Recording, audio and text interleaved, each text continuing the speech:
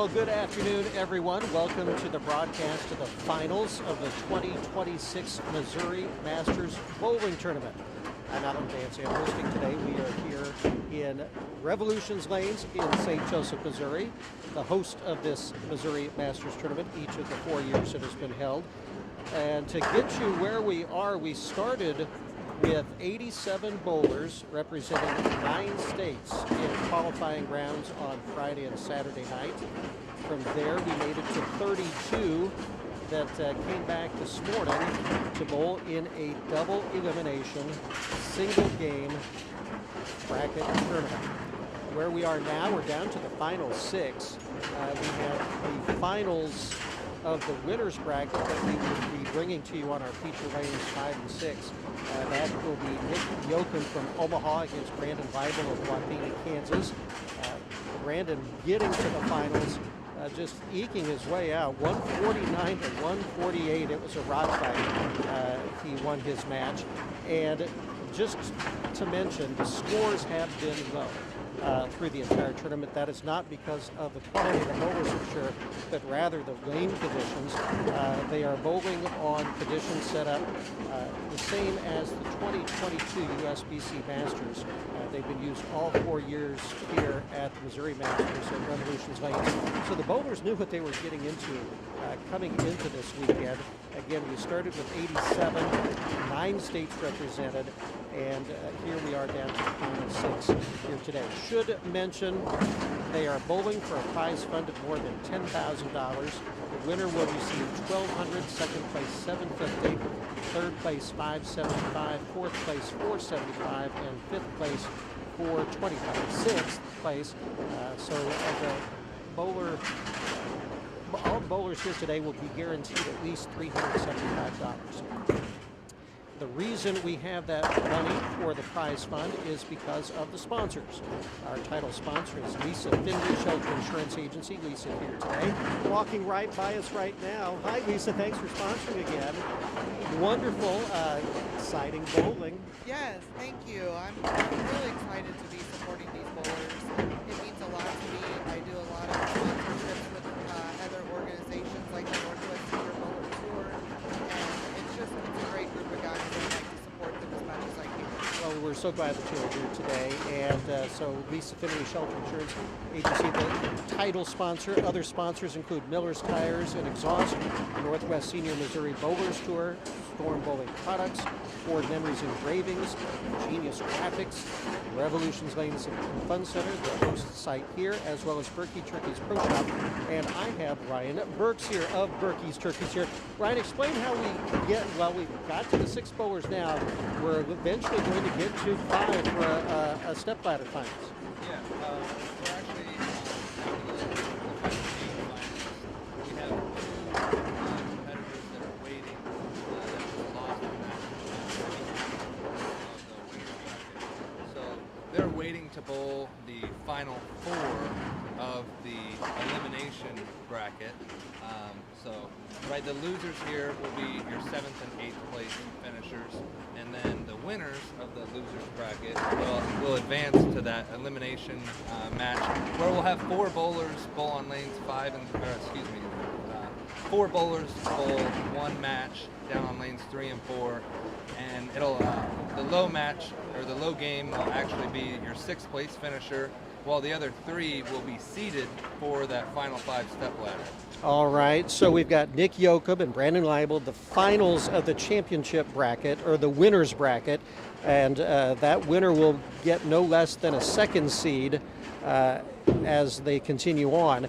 And then in the elimination bracket, we have 2 games going on, and it is a, let's see here, I lost my sheet here. There we go. We've got Zach Leshiker of Alton, Oklahoma against Stephen Slocum of Liberty, Missouri. They will be bowling on lanes 5 and 6. And Christopher Seagraves and Victor Cortez, Seagraves from Greenwood, Missouri against Cortez from Ralston, Nebraska. They'll be bowling on 9 and 10. The loser of each of those matches will be eliminated. The winners will go for the finals of the losers bracket. Austin Skyrock of Van Buren, Arkansas, waiting in the wings to take on the winner of Leschiker and Slocum. And then Cameron Brundage of Omaha will face the winner of Seagraves and Cortez. They're actually all going to bowl. They're actually all going to bowl one. All 4 of those players, different than right now where we just have head-to-head matches. All 4 of those players will bowl one game against each other.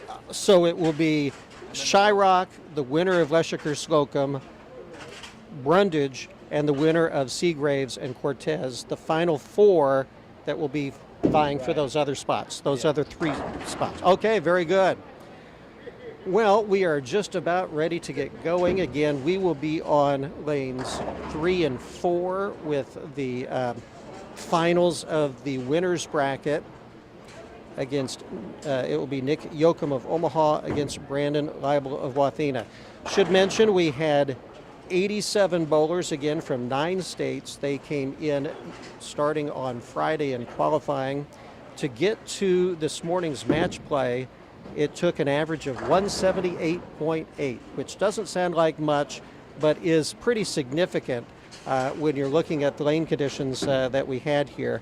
The 2022 USBC Masters pattern, which is really, really slick on the outside, a lot of oil on the outside, not as much on the inside, and so there is definitely an out of bounds if you throw it too far outside. So we have begun here. Yoakum with the spare in the first. Brandon Leibel will come up on lane 4 as he begins his match.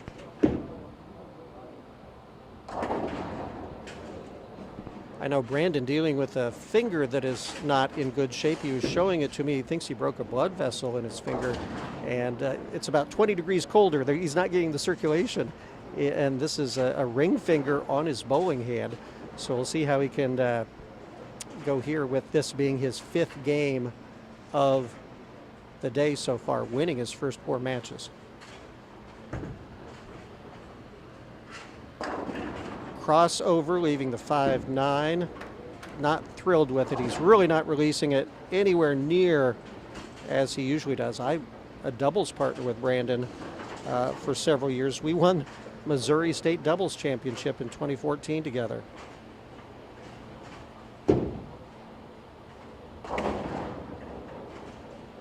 So Yoakum with the spare in the first, Leibel trying to match it.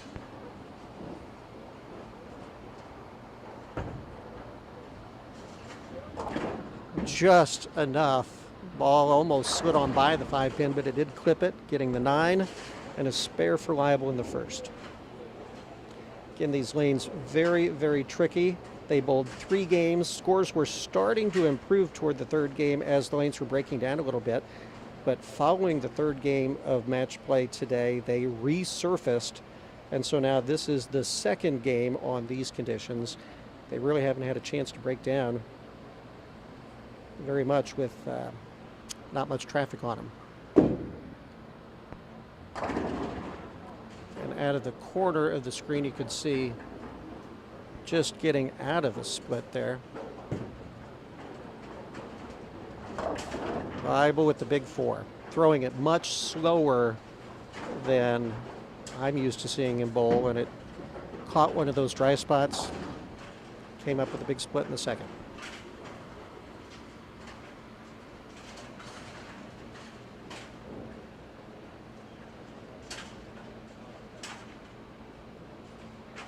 Again, we are here at Revolutions Lanes in St. Joseph, Missouri for the finals of the 2026 Missouri Masters. Leibel getting 2 of the 4. That will give him 22 in the second. And Slocum takes the lead while on the bench. Actually 24 for Leibel after 2 frames.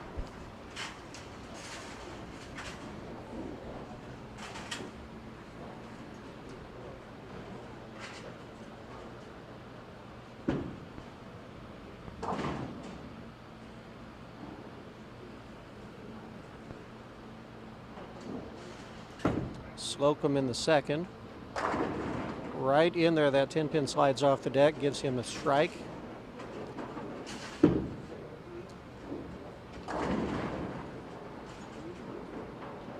And he immediately takes a 16-pin lead.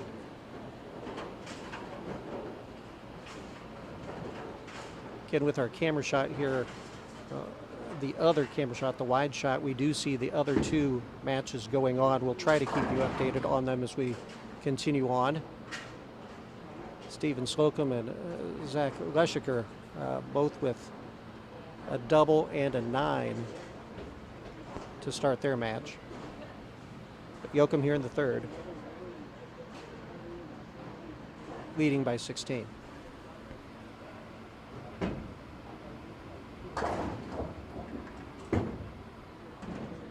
Going to come up with a cross. He caught the dry spot again. That inside a little bit dry, much drier than the outside. Crosses over, leaving the 1, 3, 6. And spares are your friends here today with these conditions. Just to get to this match, Leibel had to pick up a tricky 4-pin spare just to advance to win by a pin.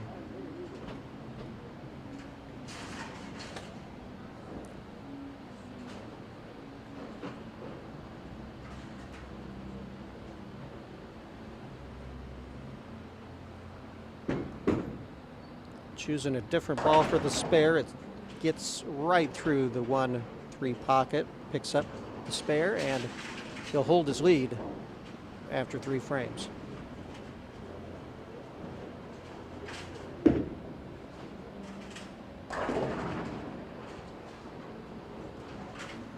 Leibel comes up in the third, trailing by 16.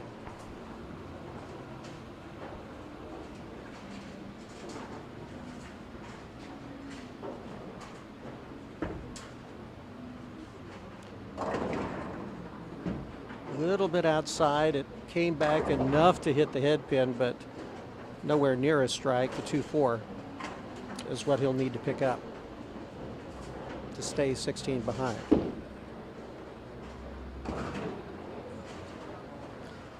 Again, we had 87 bowlers begin this tournament. There was an option for a re-entry. If you bowled the first squad, didn't like what you did, you could re-enter enter the tournament. And so in all, 123 entries from the 87 bowlers. There were 36 re-entries.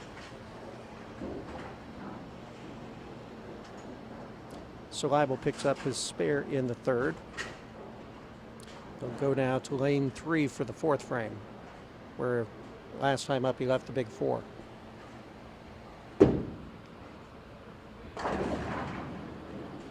Putting that ring finger in first, the one that he's been having some trouble with.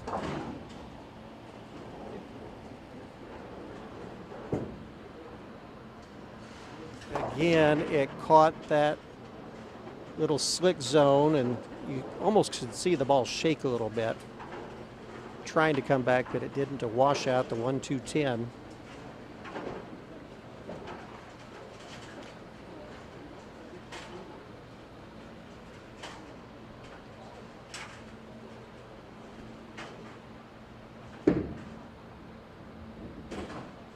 And a missed 7-pin, or as you can see, toward the top of the screen. Leibel does not get the spare. Ball hooks away. An open frame in the 4th, and he's put himself in a hole.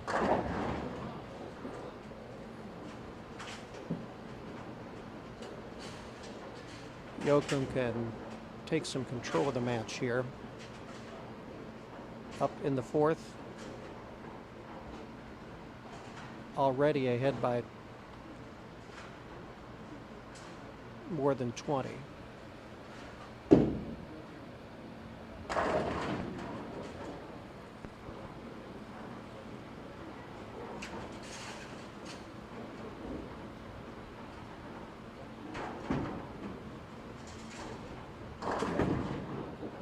Gets it out there, coming back, and a Brooklyn strike gets the break.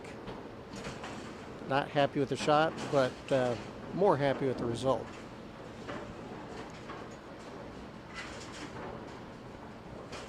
So Slocum now with 60 in the 3rd, a strike in the 4th. leading by 31. And can increase it to 41 with another strike.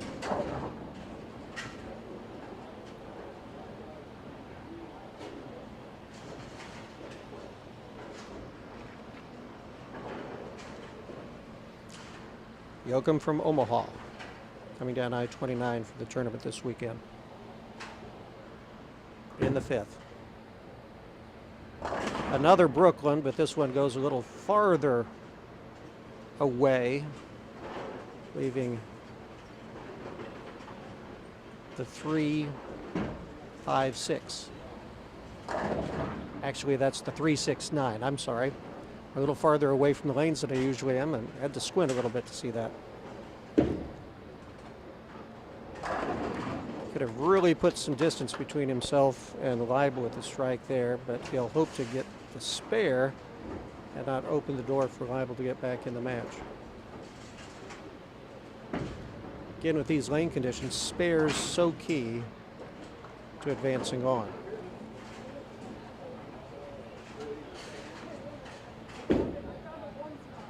Looks good. A tough spare with that sleeper back there. Yoakum picks it up. Continues on a Dutch 200 pace. Leibel needs to turn it around here.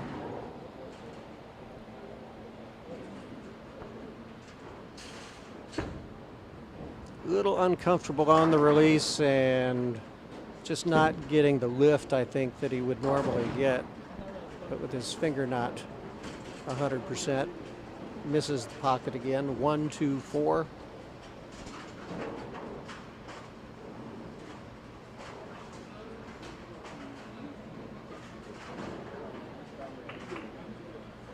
Now, a reminder, the loser of this match not eliminated at all. They each have won 4 to get to this point. This is the finals of the winners bracket of the 2026 Missouri Masters, so not all will be lost.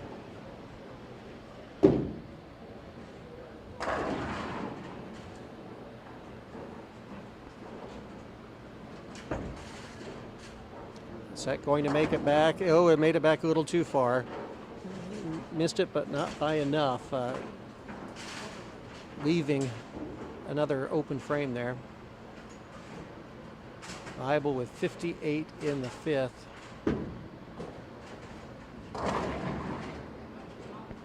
Now down by 42.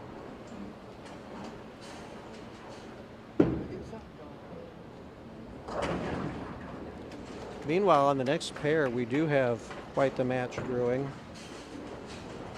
between Zachary Leshiker of Alton, Oklahoma, and Stephen Slocum of Liberty. They have been putting strikes together. Right now it looks like because of one open frame from Leshiker, Slocum has a bit of a lead there. He's got a 110 in the 5th and a double up, and this will be for actually a 4-bagger that he gets. And Leibel leaving another split, just wanting to get through the rest of this game and regroup for what will come an elimination match following this.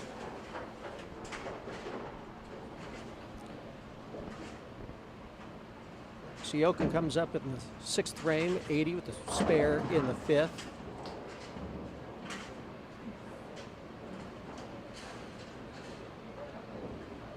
Up by 42.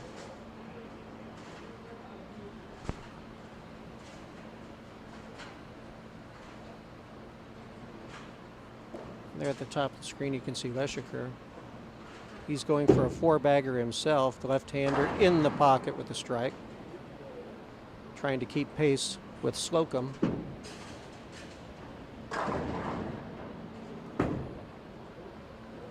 We got Slocum and Yoakum with another Brooklyn strike. 2 of his 3 strikes this game have been crossovers. So while he's leading by a lot, I'm sure not feeling very confident about himself, but he's got some time here for the rest of this game to figure it out, because the finals for the stepladder finals will be on the same pair, 3 and 4. So maybe you can take some time to figure something out.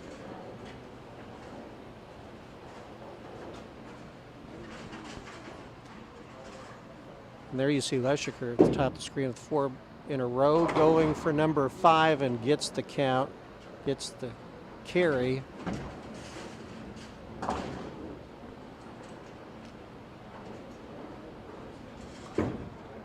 Yoakum in the 7th with a double.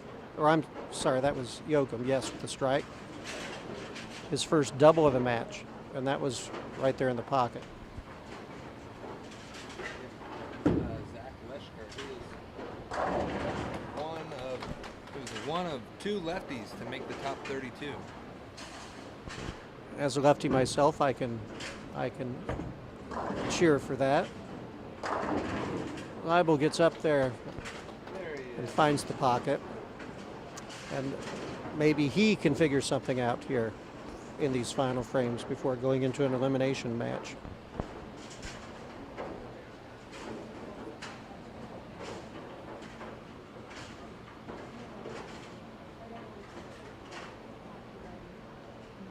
There you see Slocum in the 10th. Crosses over a little bit, doesn't get the carry on the 6th.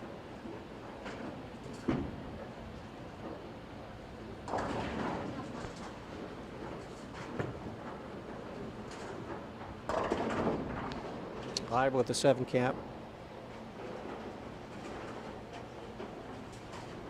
Again, we do want to thank our sponsors, our title sponsor, Lisa Finley Shelter Insurance Agency, as well as Miller's Tire and Exhaust, Northwest Men's Senior Missouri Bowlers Tour, Storm Bowling Products, Fond Memories Engravings, Genius Graphix, Revolutions Lanes and Fun Center, and Burky Turkey's Pro Shop, along with btbowlingsupply.com. Liable with another open.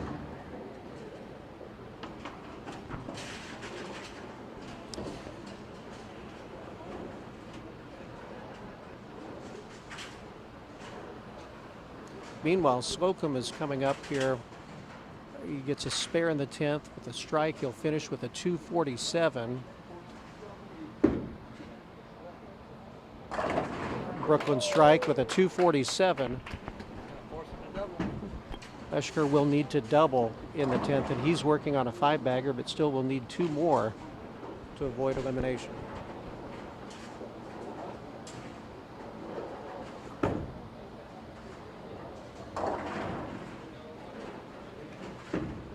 Yoakum leaves a mess on lane 4, but he's very comfortably ahead. That should not affect him too much at all.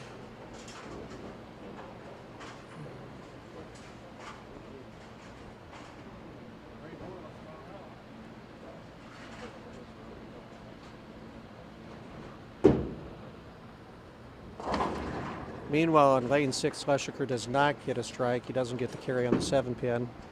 So Stephen Slocum will advance in that match there, that loser's bracket match.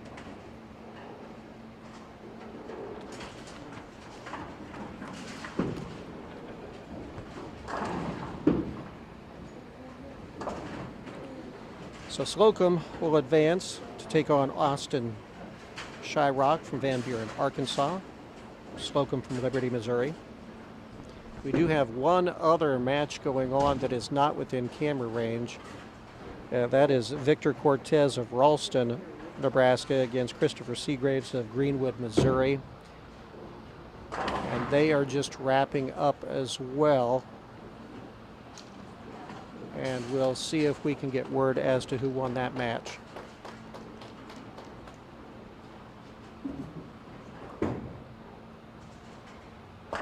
Meanwhile, another Brooklyn from Yoakum, leaving the 5-pin. He's going to win his match against Brandon Leibel, putting him in the stepladder finals at no worse than 1st or 2nd. Yoakum with 151 in the 8th, with this 5-pin to clean up in the 9th.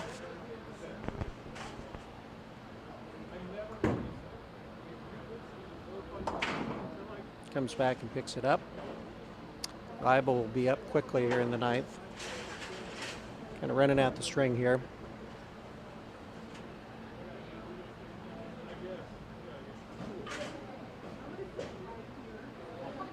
Again, it's been a full weekend of bowling here at Revolutions Lanes in St. Joseph, Missouri for this 4th annual Missouri Masters, the 2026 Missouri Masters.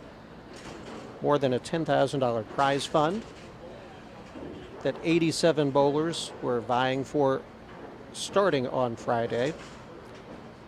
We made it down to 32 today for this double elimination bracket, single game match play. Wrapping up the finals of the winners bracket here. Yoakum is going to defeat Brandon Leibel here, who you see on lane 3 with a strike. The 6-pin pushing the 10-pin over there, but again, Yoakum will advance to the winners bracket, actually to the finals, final step ladder finals. Leibel will drop down, and he will wait for another match that is going to have actually a couple matches here. Stephen Slocum will take on Austin Shyrock. Cameron Brundage, who's been waiting in the wings, taking on the winner of Christopher Seagraves and Victor Cortez. I'm not sure if we've heard word as to who won that match yet, but we will see what we can find out.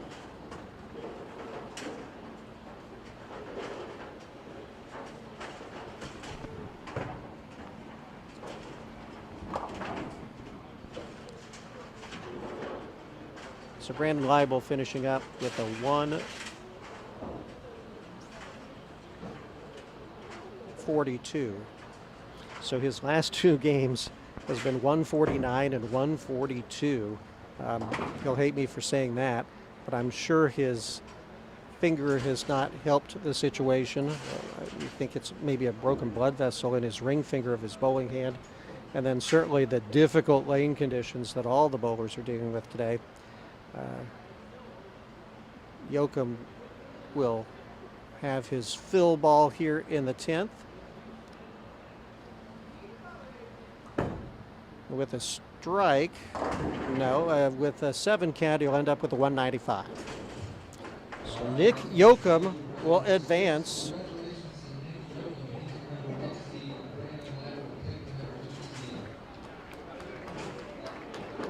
So they will be the top 2 seeds.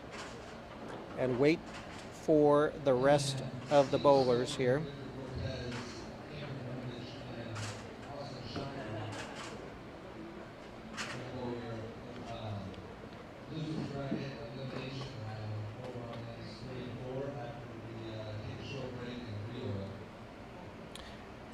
You may have heard that. It sounds like it will be Austin Shyrock against Cameron Brundage on our feature lanes 3 and 4.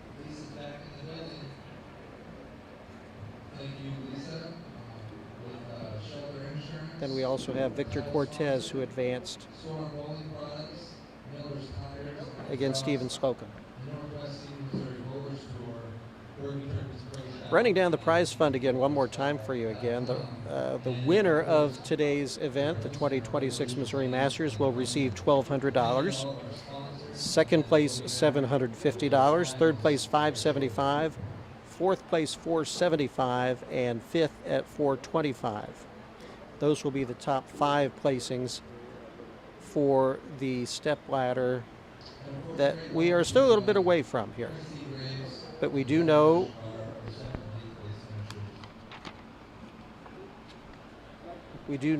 that Nick Yoakum will be the top seed in the step ladder finals.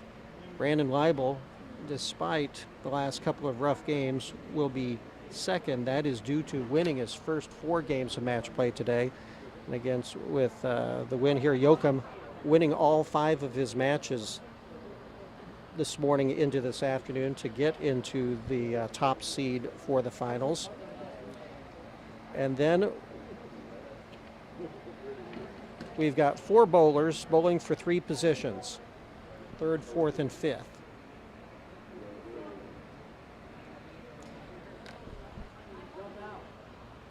And the lanes will not, they will stay as they are. Still, again, not much traffic at all since they were re-oiled just a couple games ago.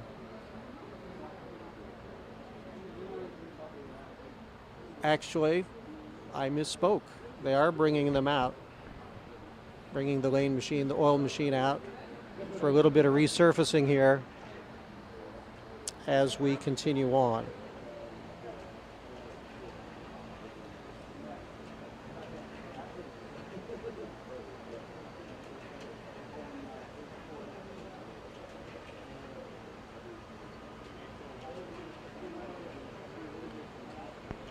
'87 bowlers starting on Friday with a squad.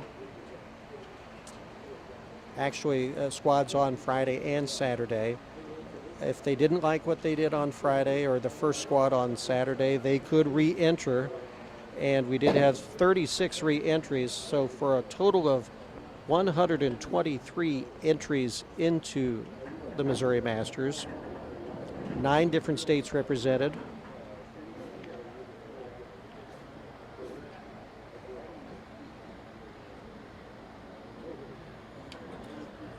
And just looking down the sheet here, we've got Missouri and Kansas, South Dakota, Arkansas, let's see, Nebraska. I believe I did see Oklahoma also, I'd mentioned that. So 9 states in all represented. This tournament has grown in the 4 years that it's been held. Illinois, also mentioned. I did not mention Illinois. But so most of the Midwest certainly well represented here for this 2026 Missouri Masters.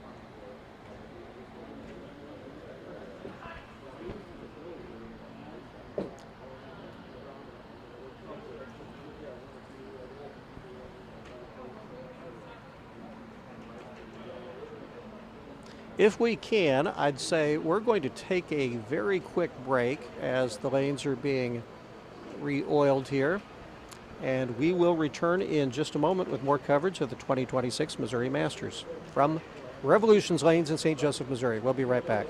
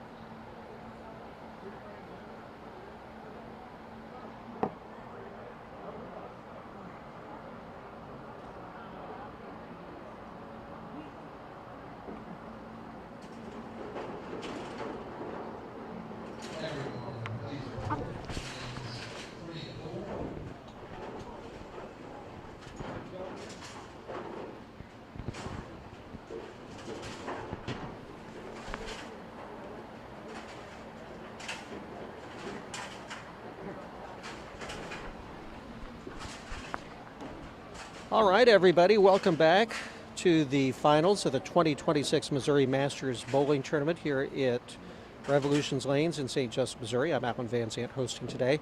It's been a full weekend of bowling. We still have a ways to go now. We're down to the final 6 bowlers. 2 have already ensured their way into the stepladder finals. They are Nick Yoakum, who will be the top seed. Nick from Omaha, Nebraska. Brandon Leibel will be the 2nd seed. Those 2 had a match just a little bit ago to determine top seed. And we've got a match here on lanes 3 and 4. 4 bowlers vying for 3 spots left in the stepladder finals. And so low score will be out. And then the 3rd, 4th, and 5th seeds in the stepladder finals will be determined by scores. The top bowler in this match will be 3rd. 2nd place will be 4th. 3rd will be 5th. So this is kind of a game of survival as much as anything else. You don't necessarily need to win it as much as you'd like, but you just don't want to finish last. And so we've got 4 bowlers here. A couple minutes of practice, and they are Victor Cortez of Ralston, Nebraska, Cameron Brundage of Omaha, Nebraska, Steve Slocum from Liberty, Missouri, and Austin Shryock of Van Buren, Arkansas. Again, you see here Nebraska, Missouri, and Arkansas represented in this elimination game. 9 states represented. Bowlers from 9 states for this 2026 Missouri Masters Finals. And that was from 87 total bowlers with 123 entries. So 87 bowlers from 9 states here in St. Joseph, Missouri for the 4th annual Missouri Masters Tournament. Bowlers are bowling for a prize fund of more than $10,000. First place getting $1,200, second at $750, third place $575, fourth at $475, and fifth place at $425. All 32 bowlers who qualified for today's finals were guaranteed at least $220. We had 3 rounds of qualifying on Friday and Saturday, the top 32 making it to this morning's bowling, where they started a double elimination 1-game match play tournament. So the 4 bowlers that we have here have already bowled 5 or 6 games today. This being game 7, the 7th round. And frankly, it's been a struggle. There have been a few high scores, but not many. They've been few and far between, as the lane conditions have been tricky. They've been tricky all weekend long. just to get to the final 32 today, a 180 average would get you there. 178.8 was the qualifying average to get into the final 32 to the match play today. And scores have trended along that line pretty much today as well. Again, it's not because of the quality of bowlers. We've got bowlers with averages in the 2 teens, 220s, 230s. But again, the lane conditions that proprietor Mike Manini set up were the same as he's had all 3 previous years of the tournament, but to the 2022 USBC Masters lane pattern, which is very, very slick on the outside. If you throw it out there on a straight line, it will stay there. And if you try to play a more inside line, it will hook. We've seen more Brooklyn strikes than you can imagine for those who can get away with it. And we've seen so many balls slide on by the head pin and leave washouts or worse. And so these bowlers, the lanes were just refreshed before coming back for this match here. And so count will be difficult, spares will be difficult. You'll see some combinations of pins that will be tough to pick up. And well, there you see right there, Cameron just did not like his practice shot there. It just took a heavy left turn and crossed over. You'll see bowlers try to adjust and oftentimes over adjust, coming up heavy on one shot, leaving a split, then throwing it out wide and not coming back. And there, well, he was trying for that 10 pin, I know.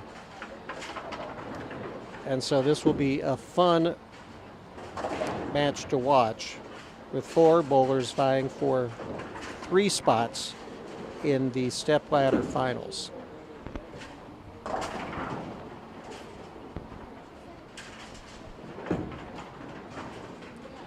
I haven't talked to all the bowlers, but I'm sure some of the traveling might have been tricky to get here into St. Joseph over the weekend, as we had strong to severe weather all around the area, both Friday and again yesterday.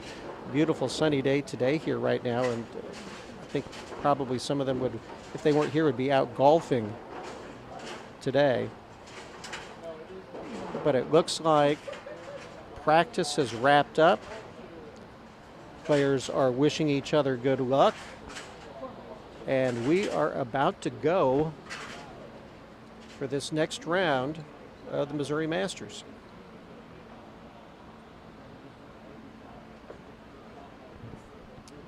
And Stephen Slocum will be the first one up. Again, 4 bowlers vying for 3 spots in the stepladder final.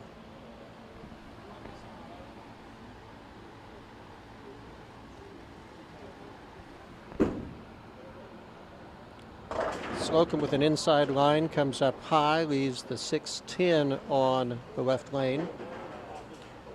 Victor Cortez with his first shot of the match. Victor has had a 240 today.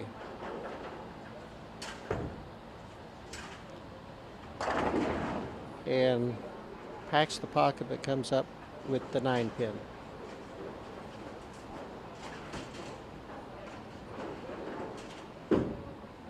Again, scoring has been a struggle throughout all weekend long. Slocum with the spare. Cortez now going for his 9 pin. No problem.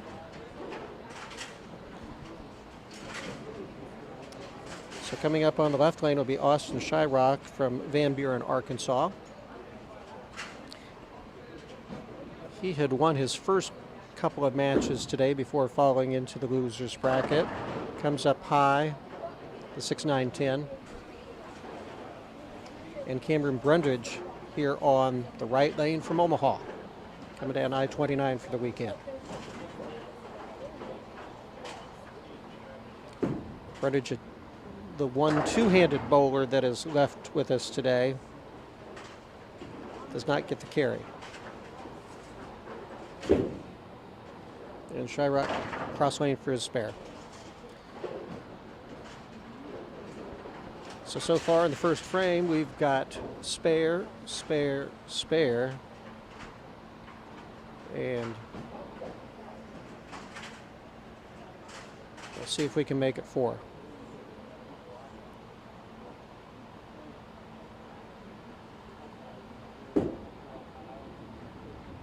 And we do. So through one frame, we are all square. Victor Cortez will come now up on the left lane.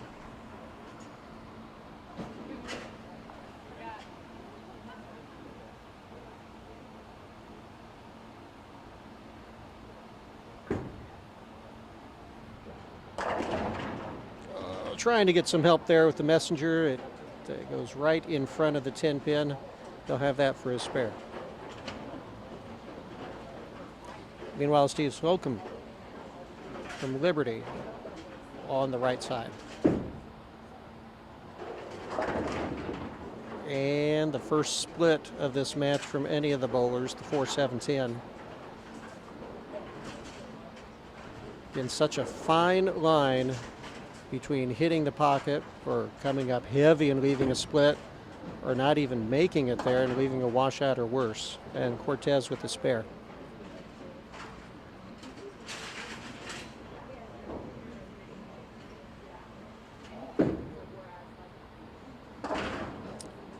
Goes for the count right now, just making sure and getting the 2 pins for Slocum.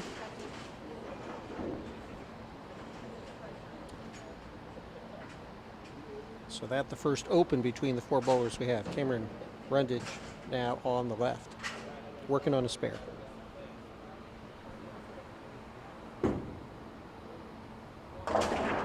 Leaves that same 4-7-10 we just saw a minute ago.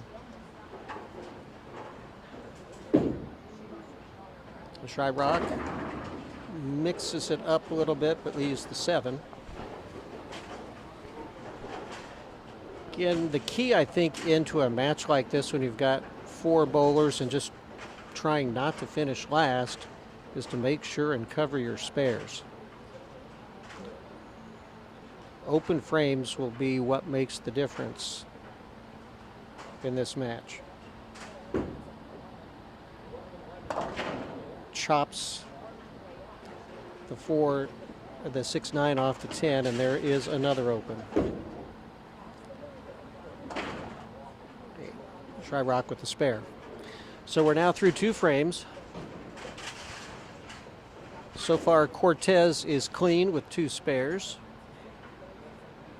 Shyrock has a strike, and he has 2 spares. And Slocum here, spare open, Cortez spare open. Actually, Cortez with 2 spares.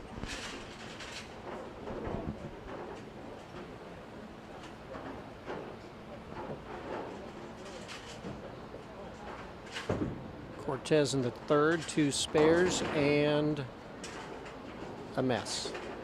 The 1, 2, 4, 6, 10.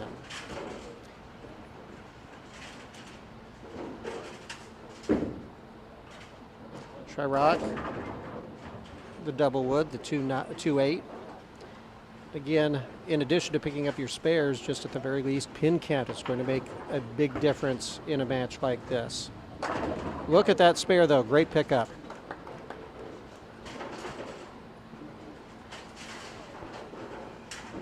A little tricky double wood spare cross lane for Shyrock. Ooh, he's a little worried about that one hooking away, but it did stay flat. He gets the spare. So another spare for Shyrock. Cortez with 3 spares. Shyrock spare open, or rather Slocum coming up, spares open strike. And Brundage here with his 3rd frame, trying to come back from an open in the second. He gets a strike. So after 2 frames, Victor Cortez is on top with 34. Actually, Shyrock with 37 in the second frame. Cortez with 34. And then Brundage and Slocum, who each had open frames, are a little bit behind. And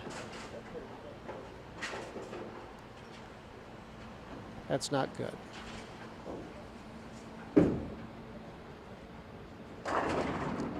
Boy, oh, he gets a break there. The 7-pin falling at the very last minute for Shryock. Actually, that's Slocum. Sorry about that. And Cortez will hope to get 3 of these 5, I think, and be happy with that. Just gets the 1, though. That pin count's going to hurt.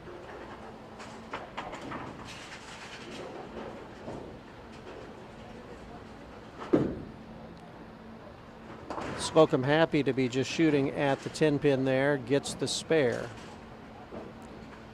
Cortez 55 with that open frame in the 4th frame. Slocum 46 a spare in the 4th. He's in the 60s in the 4th. And Brundage trying to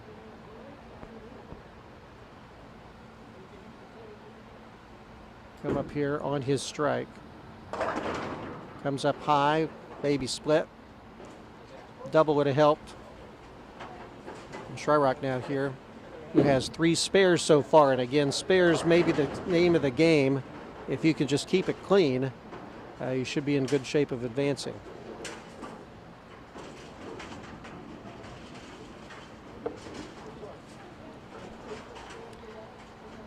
Baby split, which could be pretty tricky under today's conditions. Again, once you throw it outside, it's going to have a hard time coming back, so you need to go pretty direct at it, and he threw it too direct and leaves the 10-pin. So Brundage with 2 opens in his first 4 frames. Shryock keeping it clean, spares through the first 4.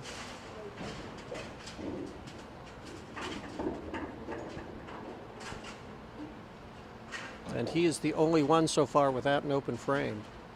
Again, with these 4 bowlers, as good as they are, we have seen only 2 strikes so far between them in 4 frames.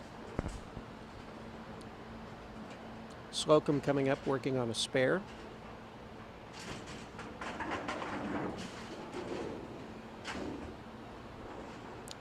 And he is in 3rd position right now.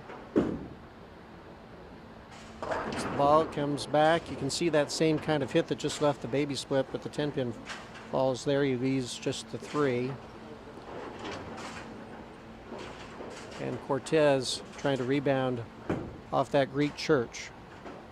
He was trying to push it. You could see the little hand signal. He knew it was coming up high. With just the 6 count. So he has not found it yet, leaving a Greek church, leaving a 5 count and a 6 count in his last 2 frames. And even before that, it was another 5 count that he picked up a good spare.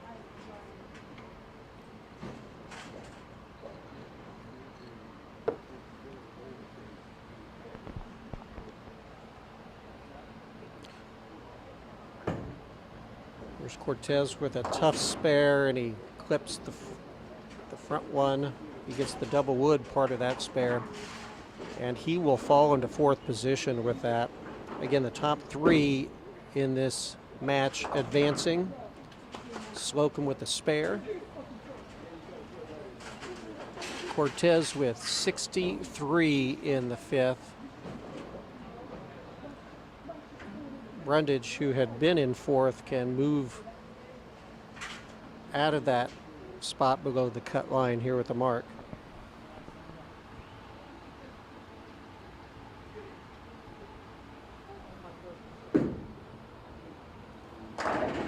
There's a strike. Haven't been able to say that very much this match so far, but I'd be very happy with that. And meanwhile, Shryock here with just 4 spares, just moving right along here in the 5th. A little bit inside, you could tell he was not happy with the way he released that. Gets away from the split though, and leaves the 3-6. Steve Slocum coming up here, 65 in the 4th, working on a spare in the 5th. He has just one open frame so far, a split back in the second. He gets that one out. Is it going to come back? It does. Trips out the 10 pin. Puts him in much better position. Shryock going for his 5th spare in a row, and he gets it. Let's see what Victor Cortez can do now. Struggling the last 3 frames. He has came up light, left a big washout, and then the last 2 have been the Greek church, and then another heavy head pin shot that left a difficult spare that he could not pick up. A little farther outside. There you go, Victor. Much better release there. Got it out to that fine line on the outside that where if you throw it any farther out, it won't come back. Shryock not happy with that shot either, but he gets a Brooklyn strike. His first strike of the match.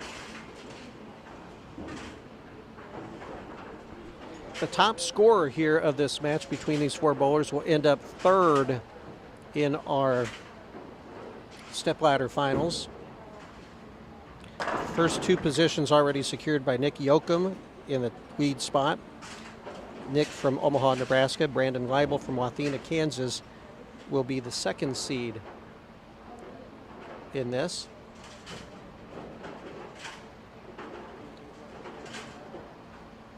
Brundage with a double. Missed that, but now Victor Cortez again trying to get his own double, does not get the carry on the 10 pin. He would have really liked that. Meanwhile, Steve Slocum working on a strike himself. And a Brooklyn strike, he gets it up.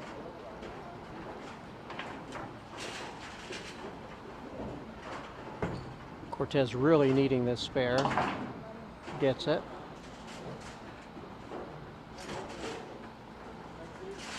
So Austin Shryock coming up now. 93 in the 5th, 5 spares, and then a strike in the 6th. And here he is in the 7th.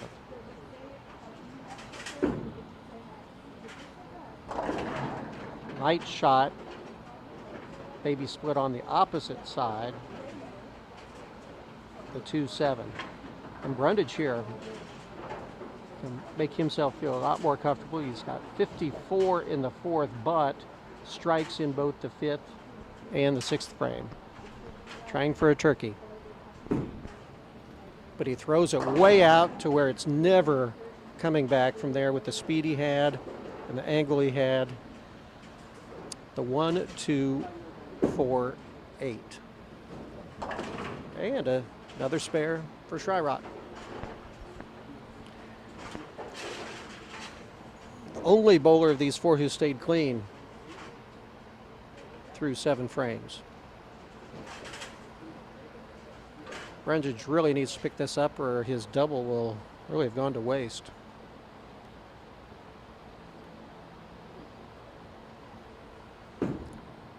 Two-handed bowler, not pretty, but effective. He gets a spare. Yeah, he's going to wipe that away. That's not where he really wanted to throw it, but happy with the results. And Victor Cortez now 83 in the 6th with a spare in the 7th, and now in the 8th. He's got some work to do. Light carry. Did not get enough of a mix, but just leaving the 7 pin. So again, of these 4 bowlers, we're just dropping 1. The low score here will be eliminated.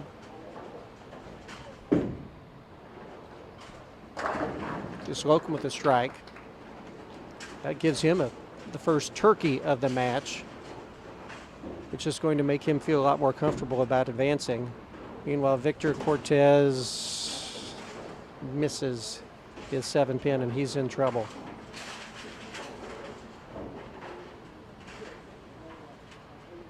Cortez now with 111 in the 8th. That puts him in 4th place by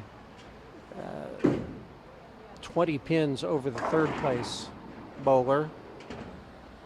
A look back for Shryock as he does get the carry on the Brooklyn. He's going to change some equipment there.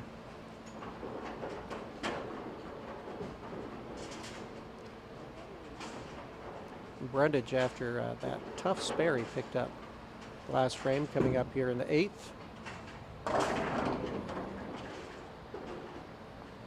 To the 7 count. So Cortez here about needs to strike out to give himself much of a chance. He can finish with a 171 if he strikes out, and a little too high there. Packs the 9 pin. So he picks up the spare, strikes out. That would give him a 161. The next third place bowler would be Brundage here. He's got 117th in the 7th with this spare here. He gets it. He's in the 130s in the 8th. Cortez gets his spare. It looks like it's going to be between Cortez and Brundage for that third spot to advance. Slocum in comfortable shape now. He's working on a turkey, going for a 4-bagger, comes up high. We've seen a lot of high hits. More than the light shots, we've seen the high hits so far on this championship pair 3 and 4.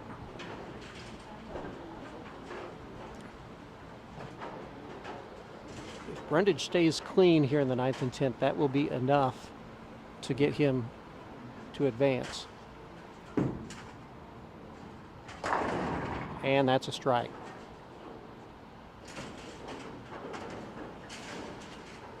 So now let's look at the other side of the coin to see who might win this 4-player match and finish up as the 3rd seed in the stepladder finals. Slocum with an open there. He has 178 in the 9th, and Shyrock here, again, clean through 8 frames. If he stays clean in the 9th and clean in the 10th, that would about do it, though. Let's see what happens here.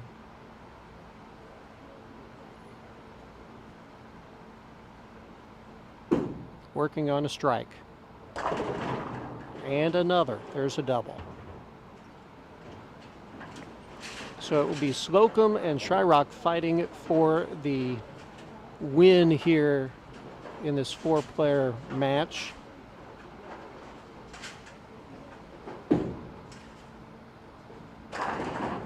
Strike there from Slocum. Slocum with 178 in the 9th. He's got a strike in the 10th. He can strike out for a 208.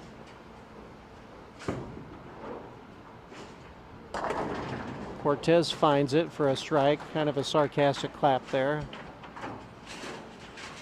Not the game he was looking for here in an elimination match.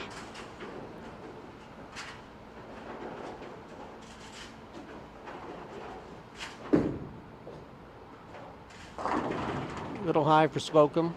With that spare, he'll end up with a 198.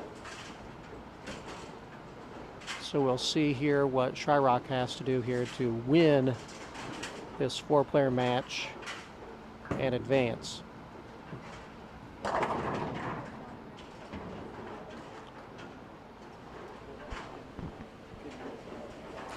So it looks like Cortez will finish 6th. And for this weekend tournament, and take home a $375 6th place prize. Meanwhile, Slocum finishes with a mark. And Shyrock here, we're battling here for 3rd place here. Brundage will be 5th in the stepladder final. Pretty secured of that.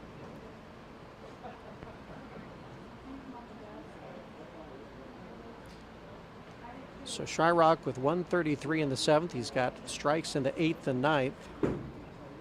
A spare, as long as it's good count, would give him the win here and seed him 3rd for match play. Let's see what he does. He was fighting for that to hold the line. He gets the strike. It's where he pulled it a little bit. The ball did carry right through. And he gets a strike in the 10th. So I think we have set up our step ladder finals. Seated top, who won his way through the winner's bracket, has won 4 matches today, is Nick Yoakum from Omaha, Nebraska. Our second seed will be Brandon Leibel from Wathena, Kansas. Austin Shyrock here, finishing out his game, will be seeded third. Austin from Van Buren, Arkansas. Your fourth place will be Steve Slocum. Stephen Slocum from Liberty, Missouri.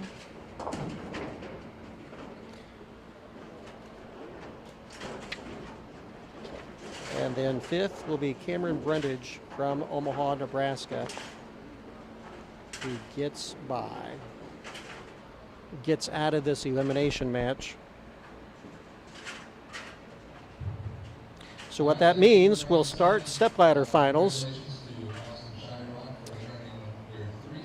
It will be Cameron Brundage. What he said.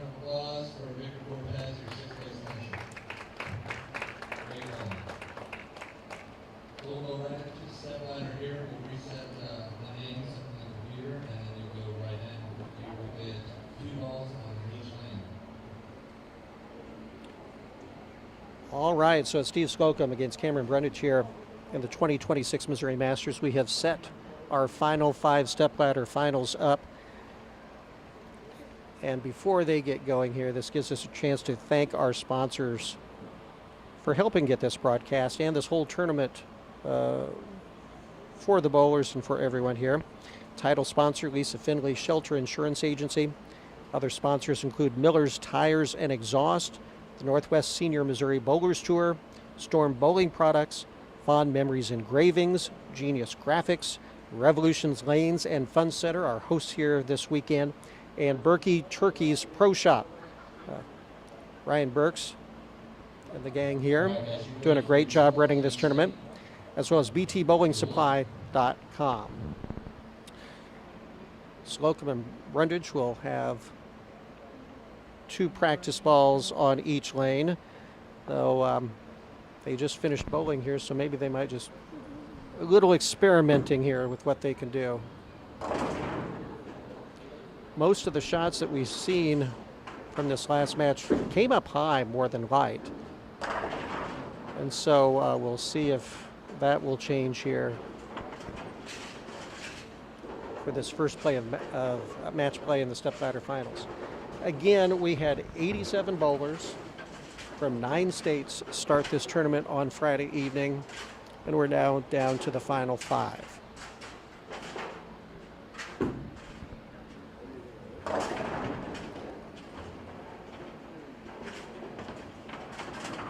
We have Nebraska, Missouri, and Kansas, and Arkansas all represented.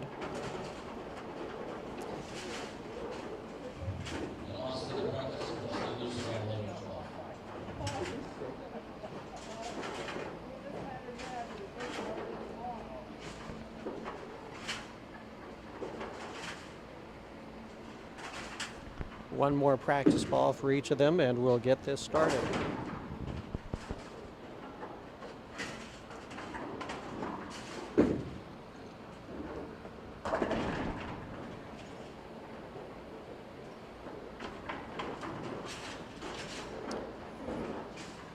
In that 4 bowler match, it was the high shots more than the light shots when they were missing. Though Slocum seemed to figure it out midway through that match. After an early open frame, he came back with a couple of strikes in a row. And Shyrock, rather, Austin, he pretty much just spared his way through. He had 1 double, but the rest of the way were spares. Brundage came up with a double later in the last match to get himself through.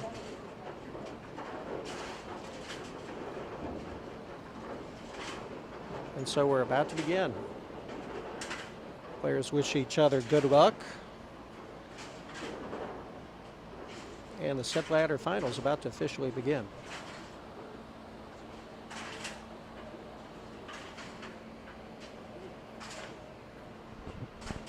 Slocum will begin on the left lane.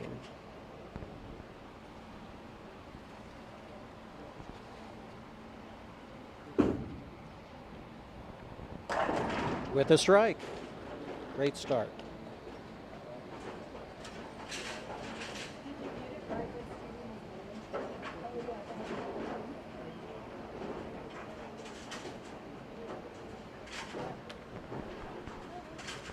So Brundage here will start on the right.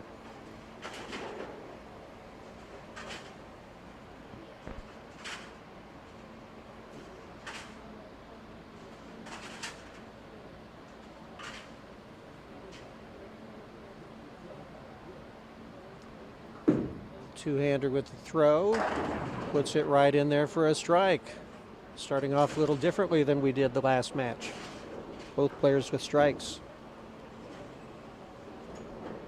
Brundage had won his first two matches of match play today before falling into the loser's bracket, but then working his way back up through. Actually, he won his first three matches today. And then finished third in that four-bowler battle royale there to advance.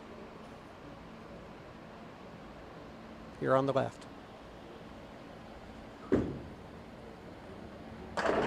Look at that, it's a double. Stakes are a little higher now. It's not where you're just trying to not finish last. You actually have someone you have to beat here. So maybe a little different mentally here. Instead of four bowlers bowling on the pair, now just the two.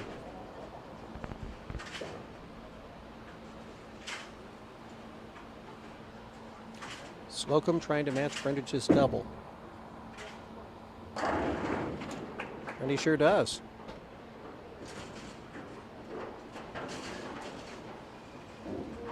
I'm sure it has helped both bowlers to have just bowled the previous game on this same pair, as they're now their second consecutive game here on 3 and 4.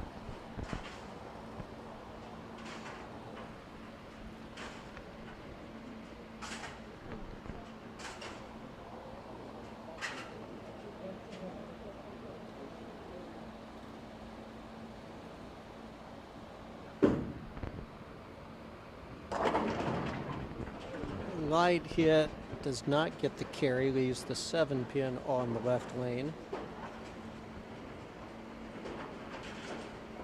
Slocum will try and clean that up.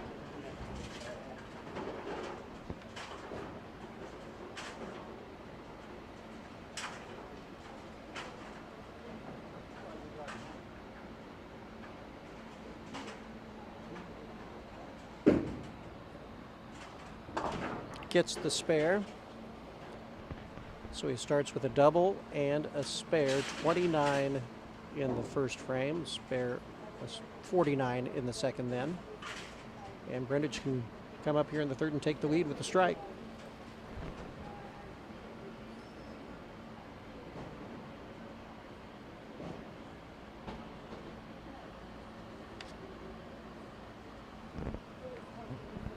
He's in the third frame on the right lane.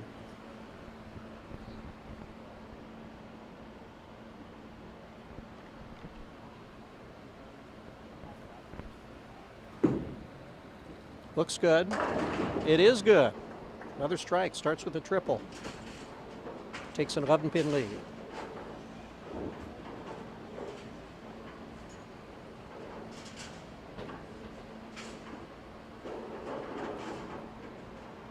Quite a bit different when you're bowling match play against one person versus having four bowlers on a pair.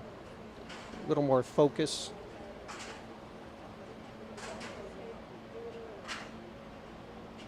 You can see the quality has gone up quite a bit even just from the last match.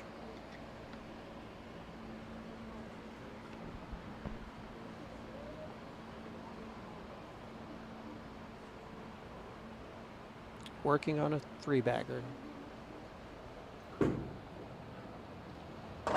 That one comes up high. Boy, this is a spare we've seen quite a bit of just in the last hour or so. The 6-9-10. If you don't get it out as far as you need to, the ball will come screaming back through and hit the head pin too high. Brundage glad he didn't leave a split there.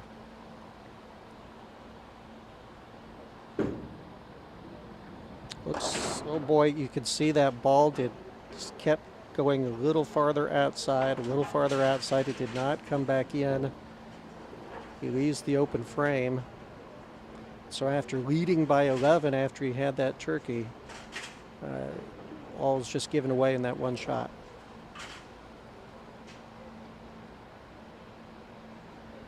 Slocum now up by 4.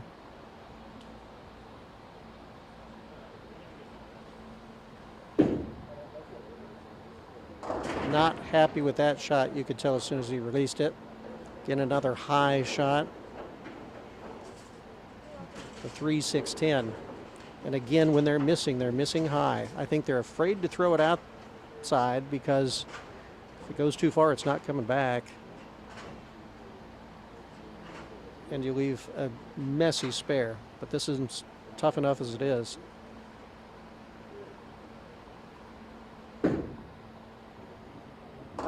It's the same ball reaction that we just saw Brundage throwing it out toward the side and not coming back. So the lead goes back the other way again. Brundage up by 10. Slocum 75 in the 4th. Brundage 85 in the 4th. Both of them working on opens. Slocum here in the 5th. Looks a little better. The ball shook just as it was about to turn into the pocket. It just stayed out a little too long. Did not come back in solidly.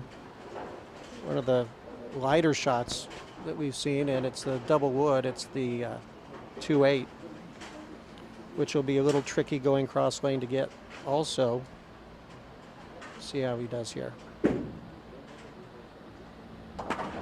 Picks it off, picks both pins off, gets the spare, gets safely out of the 5th. Still trailing by 10 though. Brundage coming up 85 in the 4th. Leading by 10.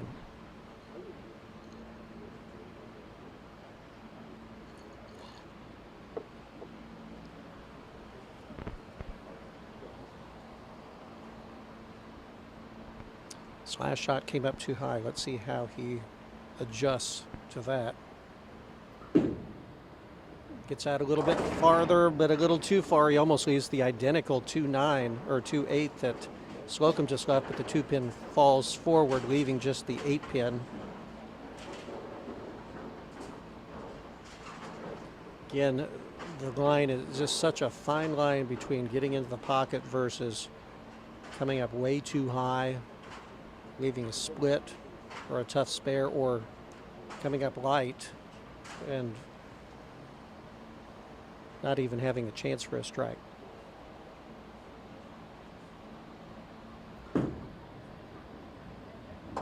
Both players spare in the 5th. Brundage holds his 10-pin lead. We're halfway through this first match of stepladder finals here at the 2026 Missouri Masters. The winner of this match will advance to take on Austin Shyrock from Van Buren, Arkansas, who is seated 3rd.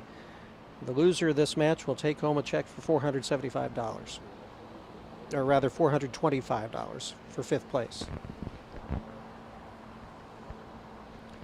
Brundage now here in the 6th, leading by 10.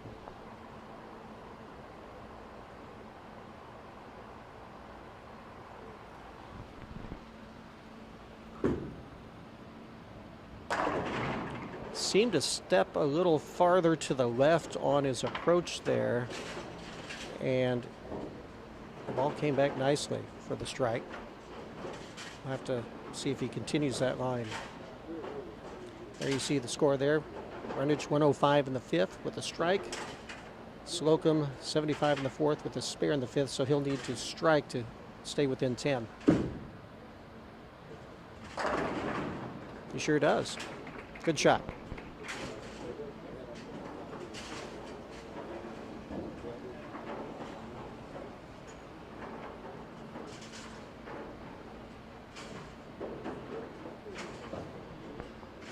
Again, neither of these lanes with much tread on them as far as games thrown on them. They refreshed after 3 games this morning. They re-oiled again a couple games ago. Slocum looks to be a little high. Lucky he didn't leave a 7-pin with that 2-6-10 or 3-6-10.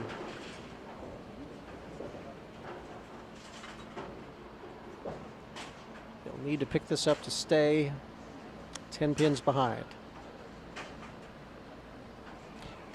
There you can see Austin Shyrock in the background there sitting watching what's going on in the match before his. Good spare. No spare is easy with these lane conditions. Slocum a little proud of himself. He picked it up after missing the other spare that he had previously that direction. Big shot here for Cameron Brundage here, working on a strike. He can take a 20-pin lead.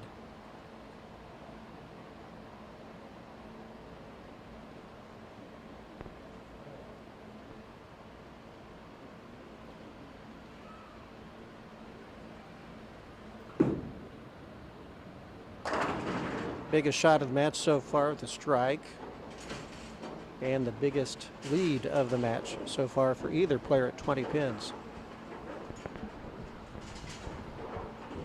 Can really take control of the match with one more strike here. Brundage can strike out for a 255. Slocum's best is a 225.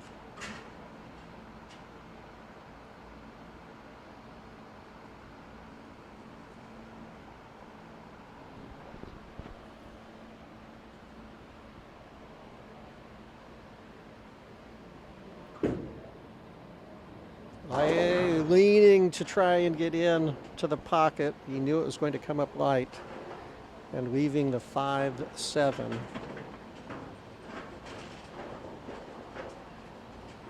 Just did not get that reaction that his previous shot got. He knew he had thrown it a little farther outside than the others in the last couple where he had a double. See if he can slide this 5 into the 7.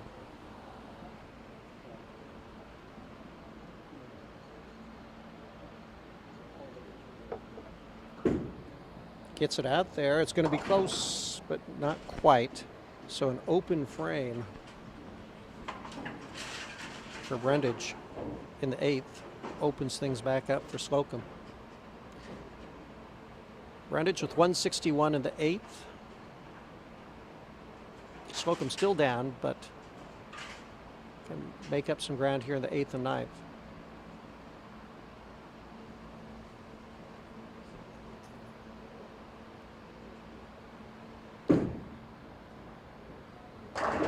Big strike there. Cuts the lead to 7. So trailing by 20 pins just a minute ago, Slocum with another strike here will retake the lead in the foundation 9th frame.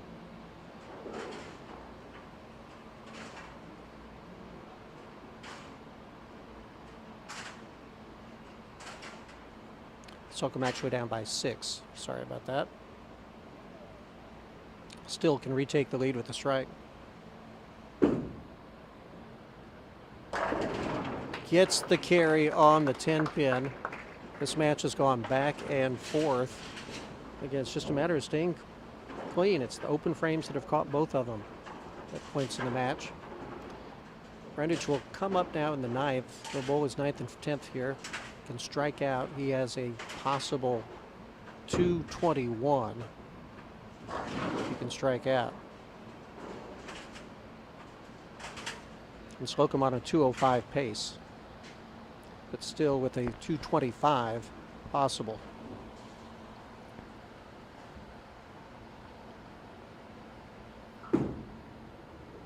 He likes the shot, but oh, the spinning pin gets rid of the 2-pin, or rather the 4-pin, but the 9 remains. He liked the shot, just came up a little high, but avoided the split.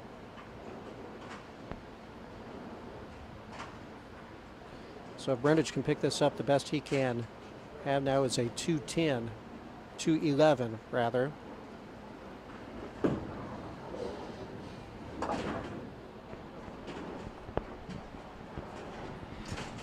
He will need a double to force Slocum to mark.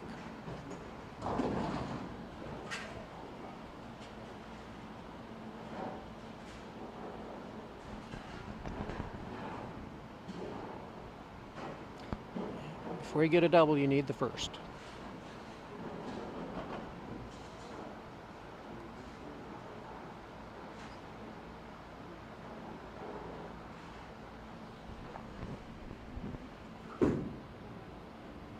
Did not like the shot, but gets away with it.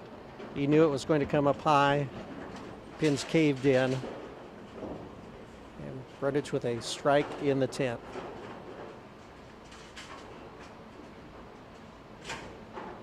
That forces Slocum to at least mark in the 10th, and now with another strike here from Brundage, Slocum will need a strike in the 10th.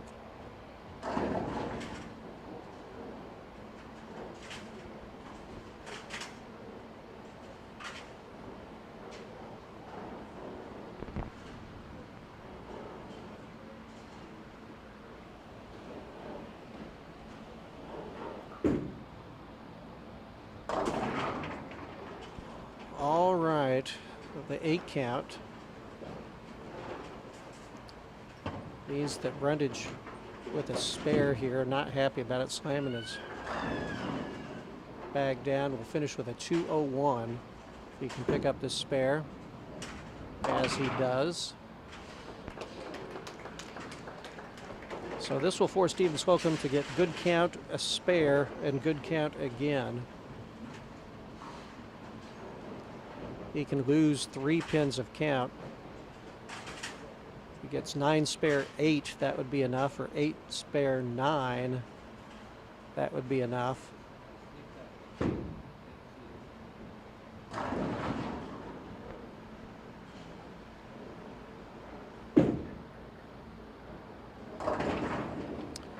And that's a 6 count.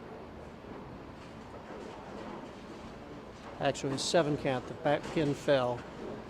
But now he'll need to pick this up and get a strike to win. A 9 spare and a 9 would be a tie. He must pick this spare up. And he does. So it comes down to this, one final shot. First match of stepladder finals here for the 2026 Missouri Masters. Steve Slocum of Liberty, Missouri needs a strike to advance. A 9 again would lead us into a 9th and 10th frame roll-off.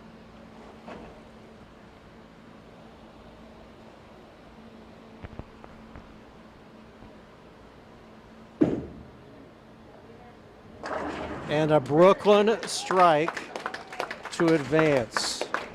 Not the shot at all, a little embarrassed perhaps, but Steve Slocum will win 202 to 201 over Cameron Brundage. What a match that went back and forth and back again. And Steve Slocum will advance. Our third seed in this match play finals, Austin Schreirock of Van Buren, Arkansas, who had been watching that match intently from behind the lanes. He will get 2 practice balls, and then we will get rolling here in the second match of the final 5.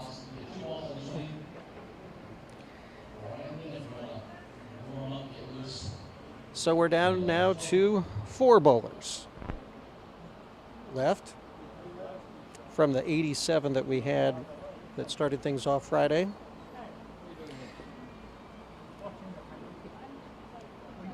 We'll see Austin getting re-warmed up again. He's been sitting on the sideline for about a half hour. Again, he gets 2 shots on each lane. And we'll see how the lane conditions are for this third match now that's been on this pair since they're re-oiled.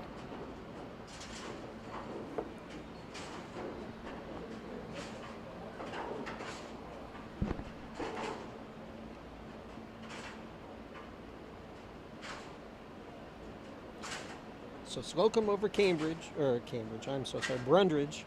202 to 201. I work at the University of Kansas Health System, and one of the buildings is Cambridge. And we've had a Slocum and a Yoakum here, so trying to keep it all straight.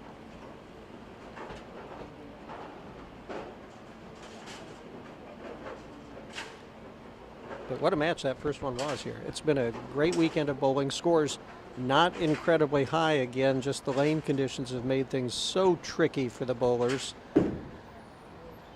It took just a 179 to advance to the match play today from the weekend's qualifying. 32 bowlers advanced. They started in a match play bracket early this morning. Double elimination bracket, single game match.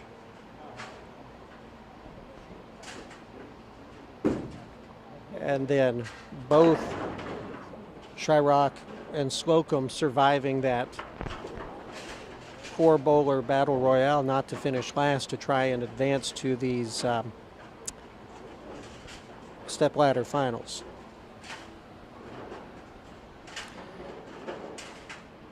So we will have Shyrock against Slocum in this second match. The winner will go on to face Brandon Leibel. We'll have to see how he's doing. Again, he had been working on a finger injury that had really affected him the last couple of matches that he had bowled in. And then our top seed, Nick Yoakum from Omaha. And we are about ready to get off and rolling here for the second match of match play. Steve Slocum will start on the left.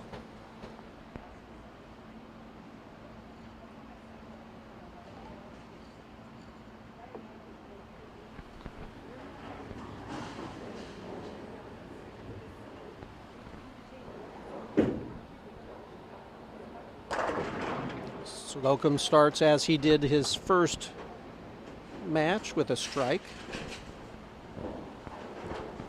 So now Austin Shyrock from Van Buren, Arkansas takes the right lane. Qualifying third for these finals.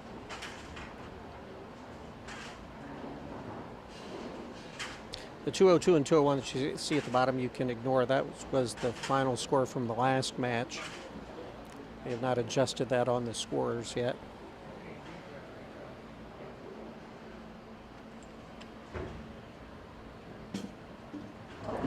Shyrock taking the lanes to start match number 2.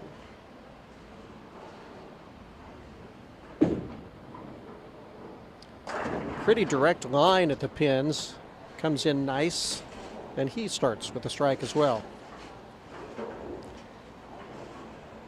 Looks like Shyrock taking a more direct line than the other bowlers had. A straighter up and in shot.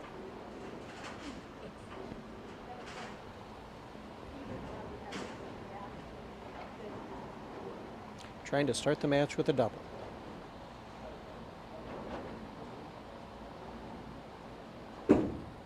That one not anywhere close to where he wanted to throw it.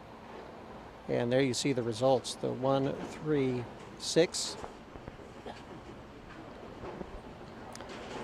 Whereas his first shot was more closer to the second arrow. That was right over the third.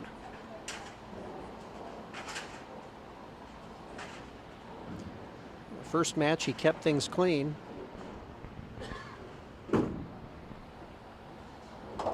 And look at what that one did.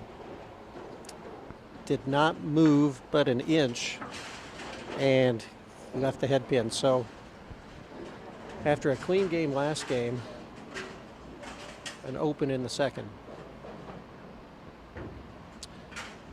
Slocum working on a strike can take a pretty big advantage here in the early going.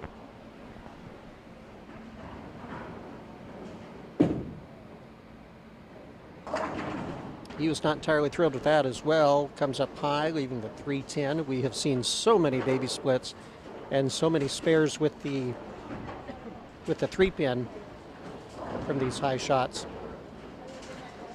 The game as much mental as it is physical at this point, and this is after most of these bowlers have bowled 5-6 games already today. But a good spare there. Slocum with a spare in the second.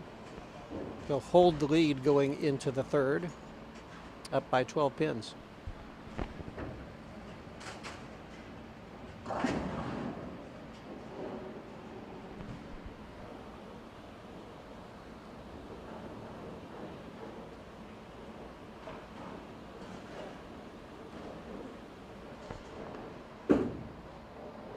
He's watching the ball go down. He was a little worried about it coming up high again, and it did, but gets out of it with just a 4-pin to go after.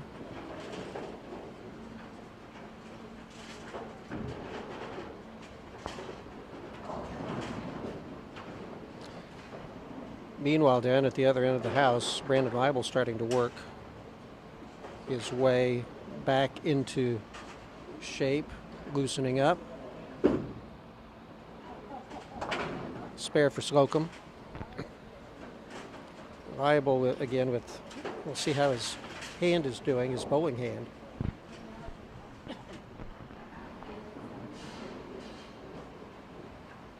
Shyrock trying to respond after his open, down by 11 here in the fourth. And another high shot. It's the baby split, but with the 9-pin added in, which makes it significantly more difficult. On a normal day, this would be a tough spare to pick up, but with the lane conditions as they are, you need to hit that front 3-pin hard enough to drive through to the 9, but still carry enough over to get the 10.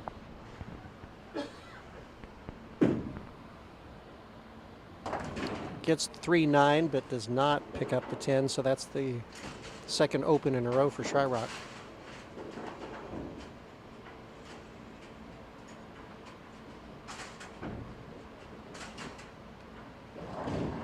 And he now trails by 22.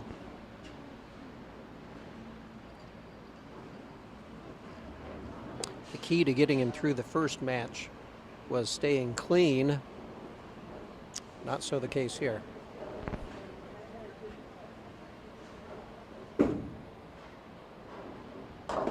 A high shot once again, but a little more manageable spare now with just the 6-pin.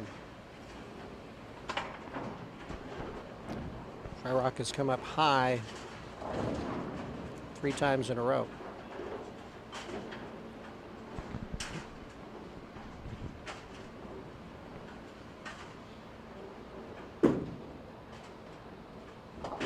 There's the spare. With the out of bounds to the right, as it is, you're just so afraid to get close to it that it won't come back that you tend to err on the side of throwing it more inside, and that's what can happen.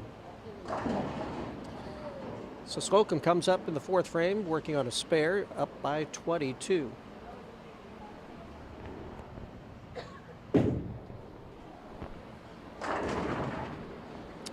Flat 10-pin. We really haven't seen all that many flat 10 pins.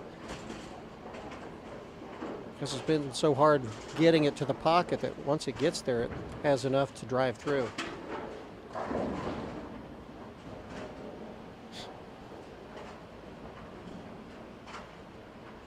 This to keep his lead at 21, as he does.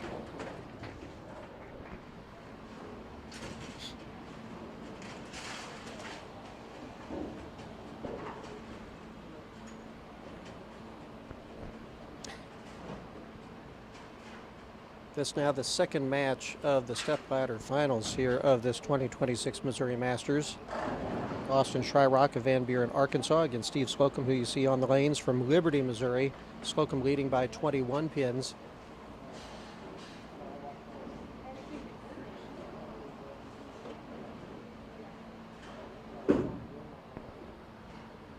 Gets that one a little, he overcorrected on that shot. That one did not make it to the pocket cleanly. And the 2, 4, 5. Slocum had gotten tired of coming up high 3 times in a row. And just a little overcorrection.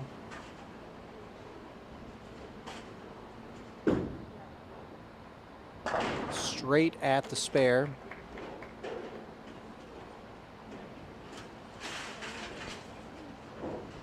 Keeping it clean again might be all it'll take, as strikes are been a little hard to come by here in this match. But the lead at 18 for Slocum. Shryock coming up here trying to cut into that 18-pin lead. Could really use a strike here.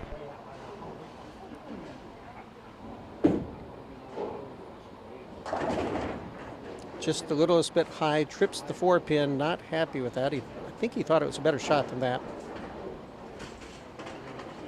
Left to 9, talking to himself.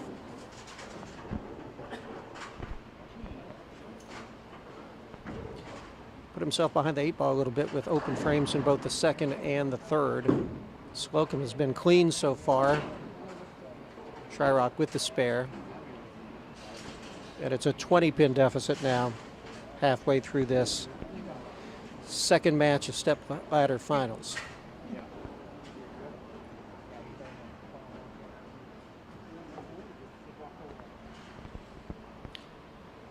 Pretty good consolation prize for the loser of this match. They'll leave with $475 for the weekend work here at Revolution Lanes in St. Joseph, Missouri. The home of the Missouri Masters, now in its 4th year. That one's tight, high and tight for the strike. That one was just straight down the middle the entire way. It did not hook into Brooklyn territory. Maybe that'll get him back on board here.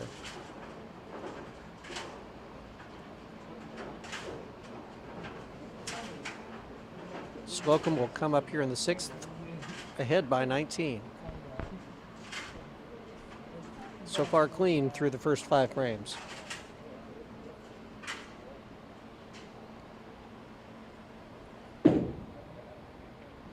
Eyeing that one down, he liked the shot for good reason. 10 in the pit.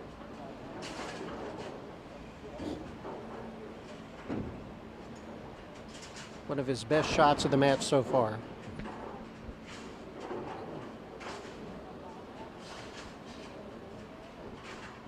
Slocum with strikes in the 1st and the 6th.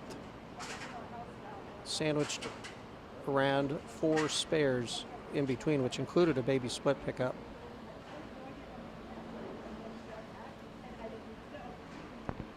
Leading by 19 with a chance to extend it. Comes up high but gets the carry. That was starting to come in pretty tight there toward the end of that shot, but does get the carry, gets the double, and increases his lead to 29.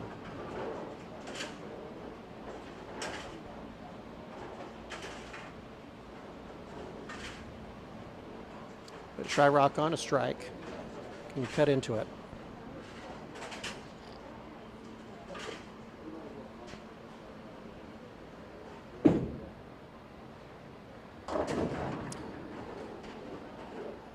leaving the 4, 7, 10. Dejected Shyrock walking back to the approach.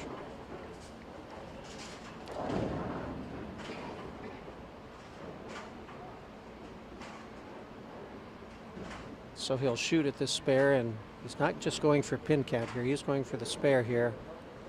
A little more speed, but clips off the 4-7, leaves the 10, leaving him with 104 after 7.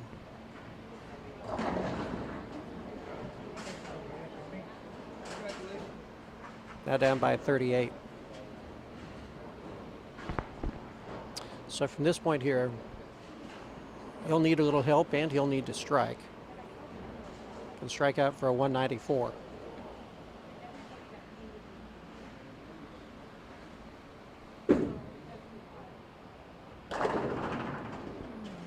Little light, head pin kicked off the rail, came back for the 5, but left the 7. Shyrock pretty dejected at this point.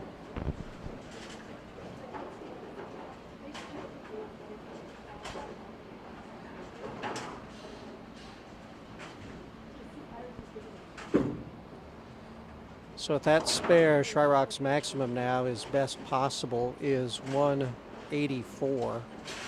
And Slocum is working on a pace over 200. Working on a 205 pace. So if he stays clean, he's good.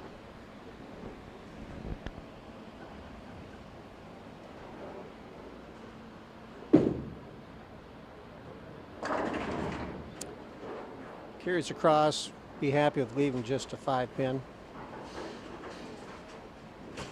Not happy with the shot at all.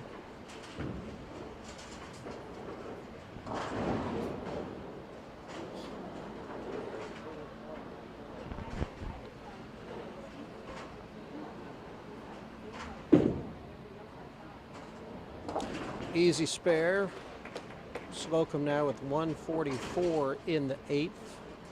Or rather, 144 in the 7th with a spare in the 8th. Can strike out for a 224, which would be well more than enough. Again, it's just a matter of staying clean, which would put him over 200, which would be enough as well. Shyrock's best will be 184 now.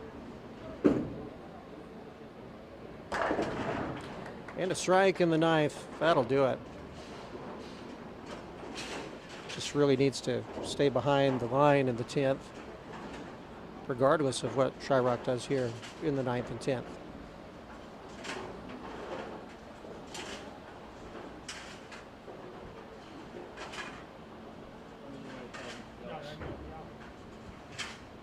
Both these bowlers again had to work their way back through the bracket, through the loser's side of the bracket to get to this point. And Shyrock will finish in 4th and earn $475 for the weekend. Austin Shyrock from Van Buren, Arkansas, has come up for the weekend. I mean, he might be a little dejected now, but still has to be pretty happy with the overall weekend.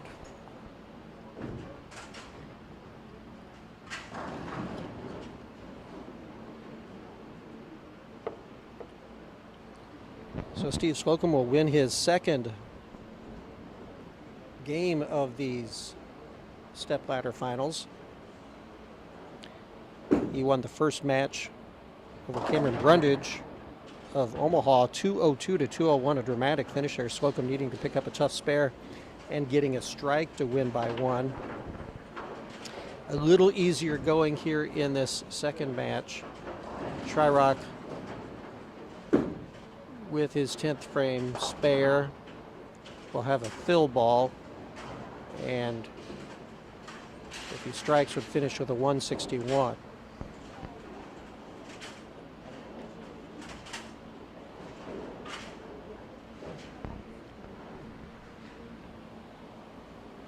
Waiting in the wings, Brandon Leibel of Wathena, Kansas, who has qualified second for the match play finals.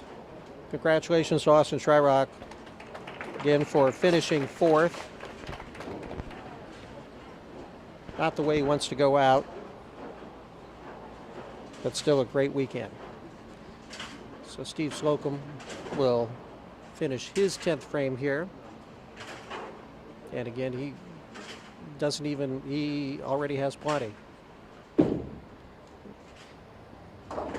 Maybe a little tester there, throwing it outside a little farther to see what he could get away with, and that's the answer for you.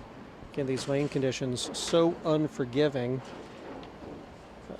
House proprietor and owner Brian Manini said that these lanes are set up as they have been, or as they were rather, for the 2022 USBC Masters. So a tricky lane setup that has reached up and grabbed all the bowlers at some point during this weekend. Very, very difficult conditions. Again, we're talking bowlers here with averages in the 200s, 2-teens, 220s, and even a 230 or two. And it took a 179 to qualify for today's match play, the final 32, to cash. So Slocum throws one wide. It doesn't hit the head pin. He throws another to test, and it comes up high in Brooklyn. And Austin Shryock, again, finishing in fourth. So that will now bring us to the semifinals of the 2026 Missouri Masters coming right up. Stephen Slocum advances to take on Brandon Leibel. Slocum from Liberty, Missouri. Leibel from Wathena, Kansas. So we've got a Kansas-Missouri border war here in the semifinals. And the winner of that match upcoming will go on to the finals to take on Nick Yoakum from Omaha, who qualified first. We can never say the sponsors enough who have helped bring us this tournament and this broadcast. Title sponsor, Lisa Finley, Shelter Insurance Agency. Other sponsors, Miller's Tires and Exhaust, the Northwest Missouri Senior Bowlers Tour, Storm Bowling Products, Fond Memories Engravings, Genius Graphix, our hosts here at Revolution's Lanes and Fun Center, Burky's Turkeys, the pro shop here in the house, and btbowlingsupply.com. Again, Revolution Lanes here in South St. Joseph, Missouri. It's been back in action, I want to say, about 7 years or so. Manini bought the house, him and his wife, from previous ownership, immediately invested $500,000 in the lanes here, getting a whole new setup behind the house, and really renovating the look here, and has really created a successful center here, bowling center. You might think Brandon Leibel might have an advantage here. He bowls in leagues here from Wathena. Brandon just across the river, the Missouri River. He bowls in at least 2 leagues here, and so it's very familiar. However, the conditions are not what they're set up for a house shot, for sure. And he's been dealing with a finger injury, we think is a broken blood vessel on the ring finger of his bowling hand that really affected his bowling, especially the last couple games. Leibel with a 149 to 148 win to get to his second seed. And before that 149 game was another game in the 140s. So, and it looks like he's having a little bit of trouble here getting some lift and getting the ball to the head pin. So we'll see what he has left in him, and if the more than hour break or so since he was up at the lanes will make any difference. That one looked a little better, but really he's not controlling where he's setting it at all. And knowing Brandon as I do, it's not the speed that he usually throws it with as well. I'm looking a little dejected after the practice shots. See him get in at least mentally, if not physically, for this semifinal match that is about to begin. Leibel will start on the left here in the semifinals.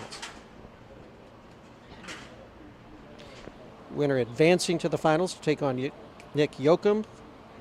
The loser of this match will finish third for $575. And here we go. Look at that ball just not finishing well, but still, I'd say that 9 count was a little better than we thought it might be as it was halfway down the lane. Leibel leaving the 10 pin on the left lane.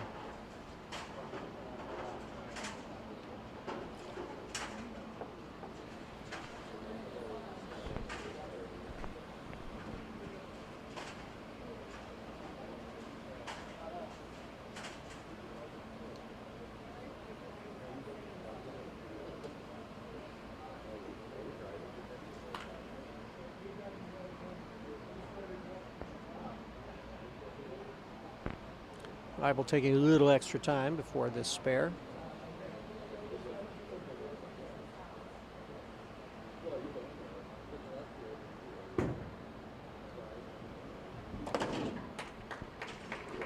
Leibel picks up the spare. And again, spares could mean all the difference in the world here with these lane conditions, just trying to keep it clean. Doubles could be hard to come by. So here's Steve Slocum, his third match of match play here, third game of match play, beating Cameron Brundage in the first match. Then Austin Shyrock in the second, and now in the semifinals, comes up with the big four to open things up.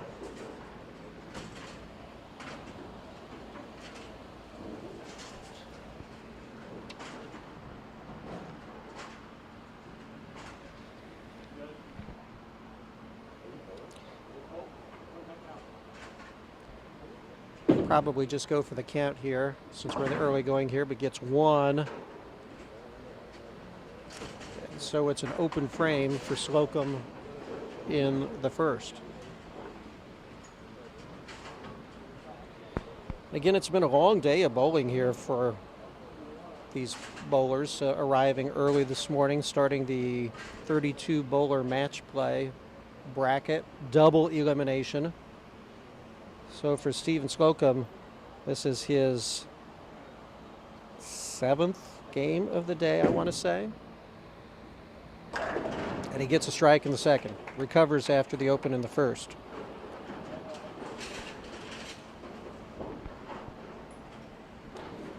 So Leibel with the spare in the first is up by 13.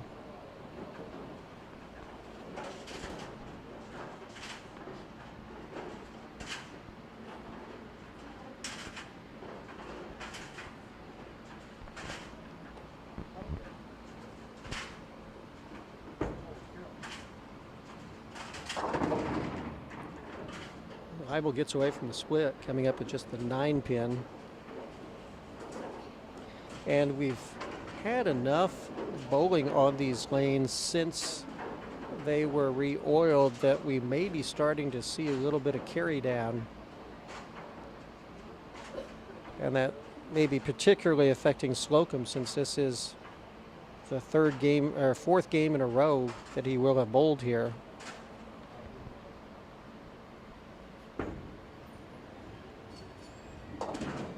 Leibel with the spare.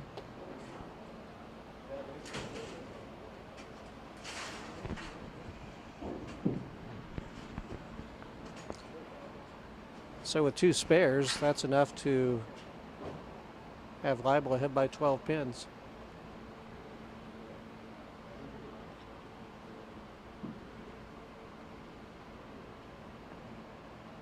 Nine spare, and now Leibel in the third with a Brooklyn strike.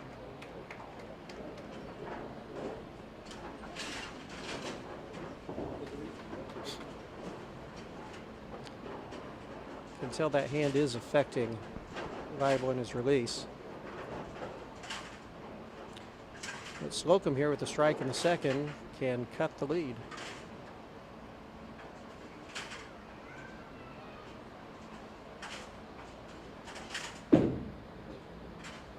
I wasn't sure if that one was going to come back, but it did.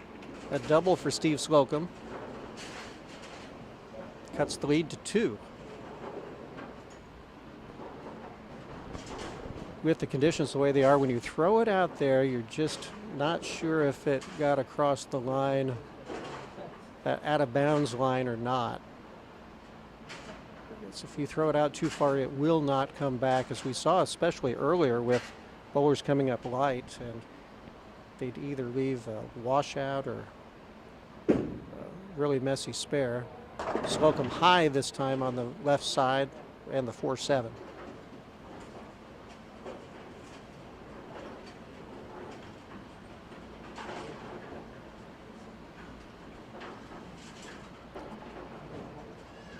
Midway through the semifinals here of the Missouri Masters in St. Joseph, Missouri.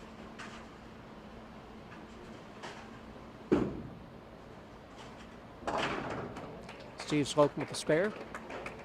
55 in the third.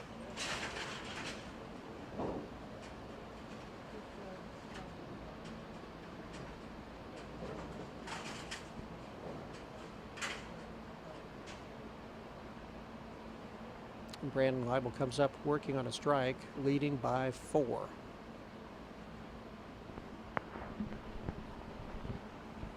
Can extend the lead to 14.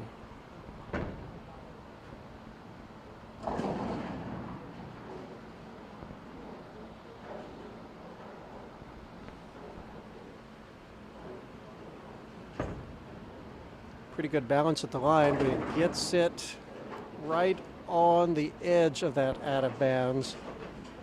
Comes up enough just to clip the head pin, but still a difficult spare left, especially with the 6 pin that got moved over a little bit, it looks like.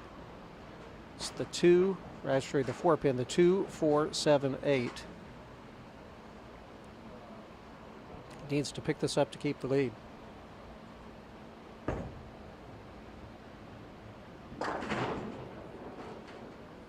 And cannot. A tough spare.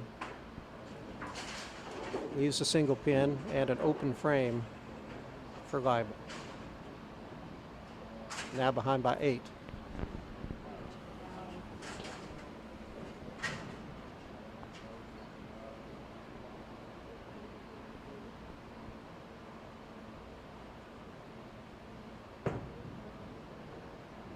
Looks a little better. A little bit high at the end, coming up with just the 4 pin.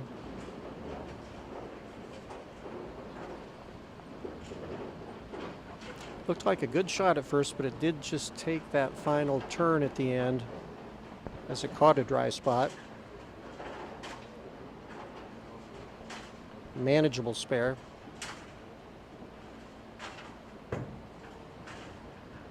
Pretty much straight at it. Picks it up.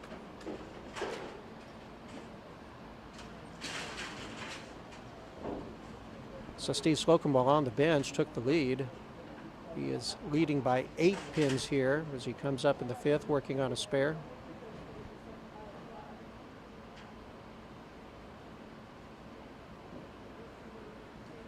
See what he does here. Gets the ball out. It comes back, light shot. A 2, 4, 8. So whereas in the previous match we were seeing the bowlers come up heavy on the head pin, we've seen a lot of light shots here in the semifinals.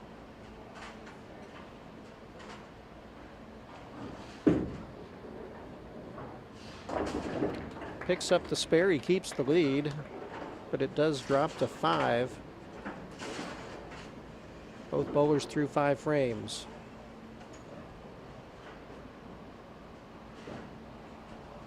Steve Slocum again from Liberty, Missouri. Brandon Leibel from Wathena, Kansas. Wathena just 10 miles or so across the river here from St. Joseph, where we are.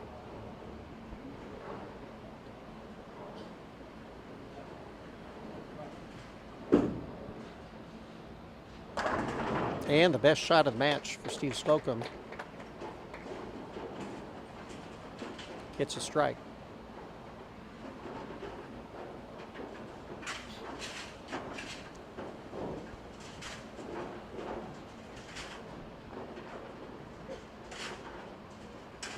Reliable here in the 6th, trailing by 5. Much farther outside than he'd previously thrown it. I think a little straighter shot at it. And it crosses over for the 6-pin. Reliable trying a little different line there. Again, though, the way this has been going, you pick up your spares, you've got yourself a shot. As has been the case all weekend long here at Revolution's Lanes. Live with the spare.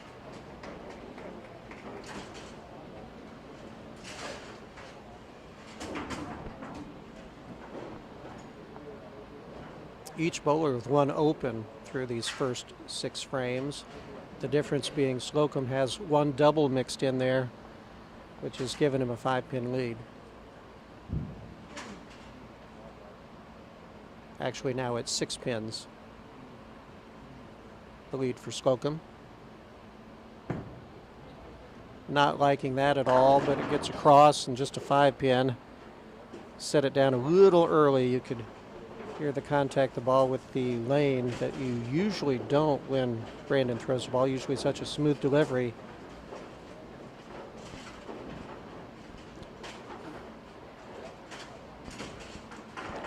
Third single pin spare Liable will be shooting in a row.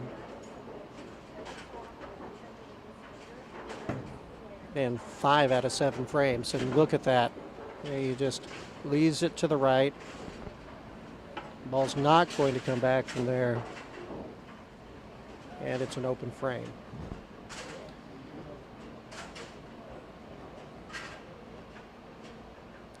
So Slocum up by 17 now, can really take control of this match as he's on a strike. But he doesn't like that shot at all. Gets away with it. A Brooklyn mixer. Really got a break there. He's kind of shaking his head as he's come back from that. Still shaking his head. He knows he got away with one. The lead extended now to 27 and can be actually 28.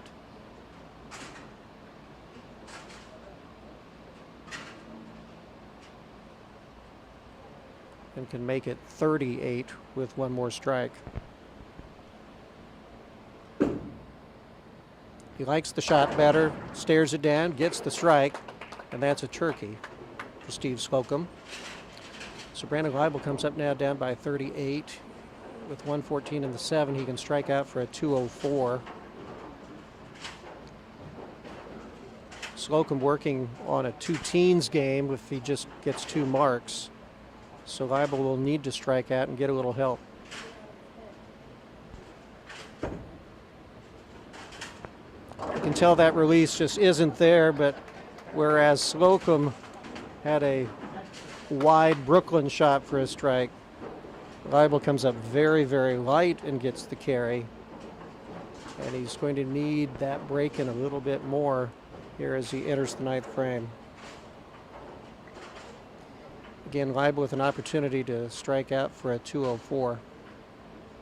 We'll need every bit of that.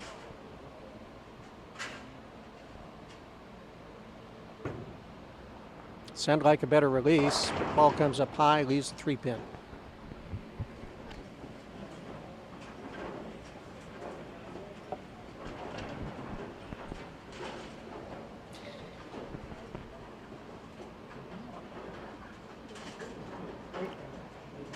Steve Slocum's going to win this semifinal. Liable with the spare there. A little frustrated that physically he's not where he wants to be with his hand.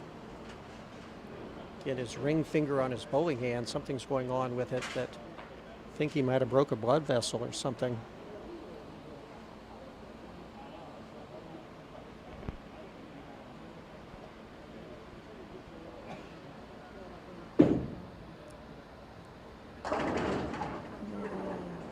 Gets away from the split. Really wouldn't have mattered much anyway. The best Leibel can do is 188, and even missing this pin, if Slocum stays behind the lane in the behind the foul line in the 10th, that'll be enough.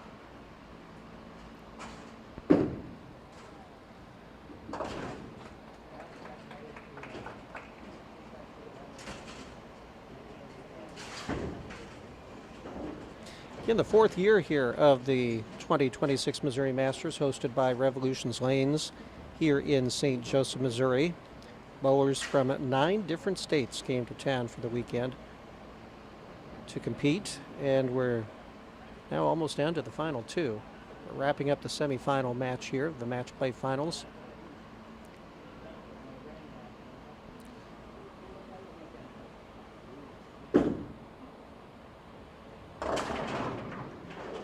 Steve Slocum had qualified 4th after working his way back up through the losers bracket earlier today to get an opportunity to vie for the stepladder finals.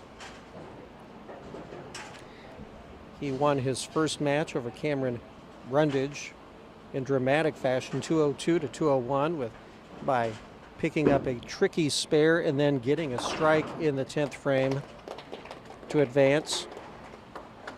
Slocum then beat Austin Shryock in the second game today. Slocum from Liberty, Missouri, Shryock from Van Buren, Arkansas, who came up for the weekend. And with a fill ball here in the 10th after a spare, Steve Slocum's going to advance to the finals.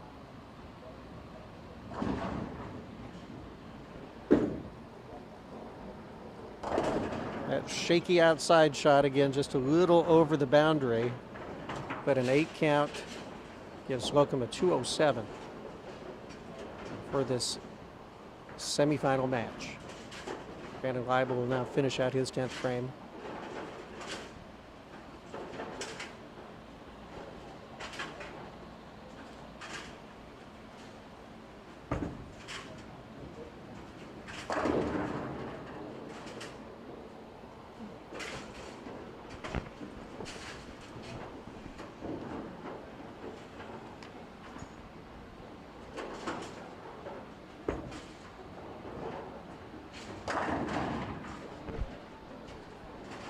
Now the strikes are coming. A little too late.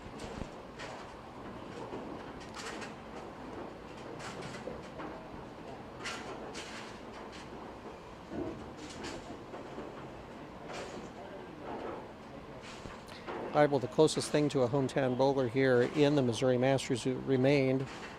Brandon from Wathena, Kansas, just across the Missouri River, but has bowled for several years in leagues here in St. Joseph. Slocum, Leibel congratulating each other. There you see the final 207 to 184 as we get ready to set up the lanes for the final match, which is upcoming.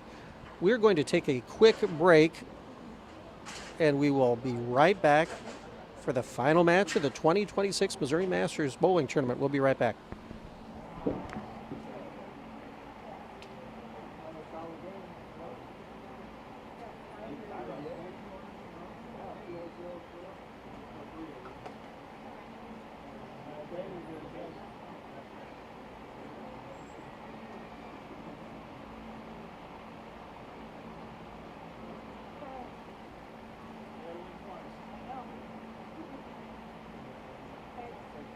Stay on your head.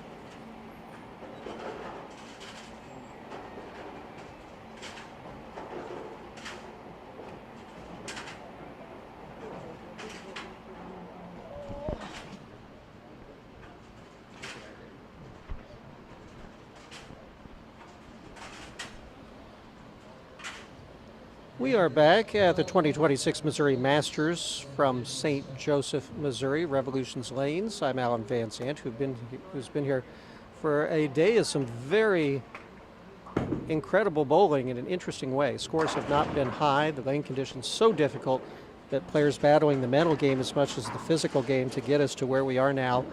The finals, it will be Nick Yoakum, who has been sitting on the sidelines here for the last hour or so, waiting to see who he would face. And it turns out it's Steve Slocum, who has won 3 matches here already and has entered the finals. Nick Yoakum from Omaha, Nebraska, Steve Slocum as well. So it's Yoakum versus Slocum here as we get going here for the finals. Slocum from Liberty, Missouri. Now, whether Slocum has an advantage, we'll see. Again, this the 5th game in a row he will have bowled on this pair. He bowled in the 4-player match before the stepladder finals. Then he bowled in 3 games since then, the first round, second round, and semifinals to get to these finals here. So we'll see how that will affect him here as we get to the finals. And we'll see how the weight has affected Yoakum here, who had just a couple of practice balls to get re-warmed up here. And here we are with the finals about to begin. Steve Slocum starts on the right. And immediately the 4-9. Oh, that was his last practice. Or was it? It was. Good for him. Thought we were off and running, but no, that was just last practice. And you can see Slocum taking a very different angle at the pins than Slocum. Yoakum standing far, far to the left and throwing it across the center and hoping it will come back. So after a false start, we are now off and running here in the finals of the 2026 Missouri Masters Bowling Tournament. Steve Slocum starting on the left side.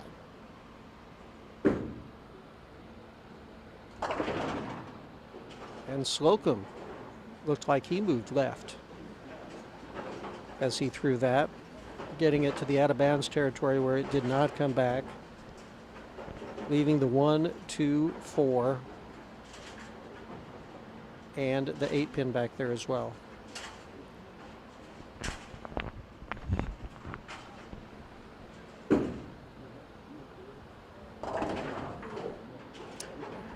Does not get the sleeper behind there, and he opens up these finals with an open.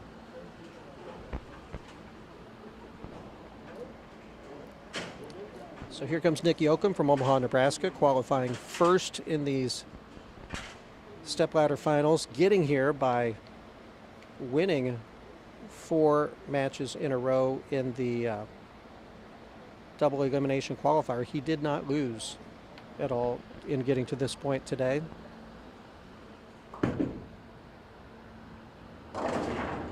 Begins with a light shot. Both players coming up light in the first frame. Yoakum, though, with a much more manageable spare, and he's immediately going for another ball for the spare.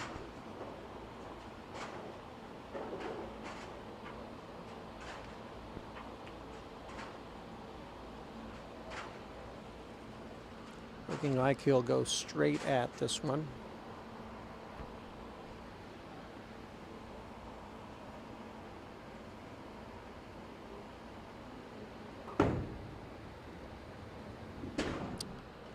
Ball did not move an inch back to the left. An opportunity to take an early lead goes by the wayside. Both players with opens in the first. We are tied at 9. You could see that ball change that he made for the spare had nothing in it as far as any kind of hook. And he threw it a bit to the right, and it just stayed there. So here we are in the second. Imagine both bowlers would like to ignore the first frame even happened.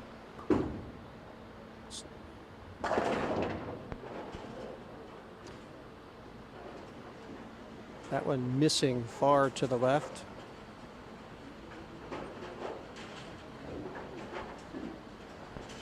Again, these lane conditions so tricky that when you try to adjust,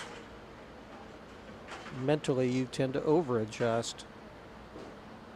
That's what happened there.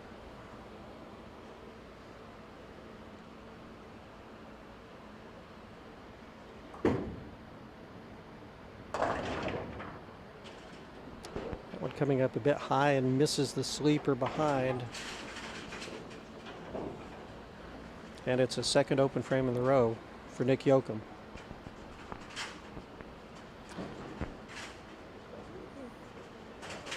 So Steve Slocum coming up now in the second frame, nowhere near where he thought he might be after opening himself in the first, before Yoakum with two opens in a row.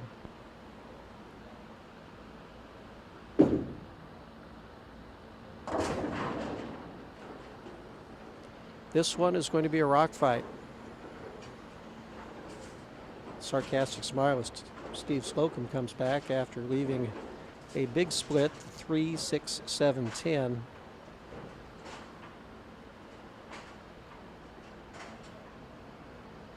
And like we said from the beginning, you know, just stay clean.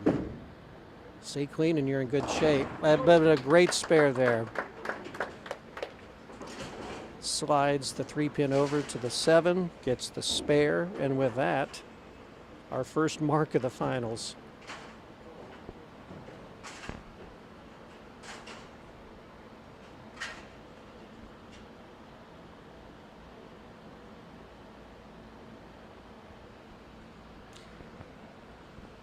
Again, this is Slocum's 5th game in a row on this pair. Whether that's an advantage or not is the oil is pushed down a little bit. Tried a couple of messengers to get that 7-pin. It doesn't go. And we'll just hope to stay clean here in the fourth, or third frame rather.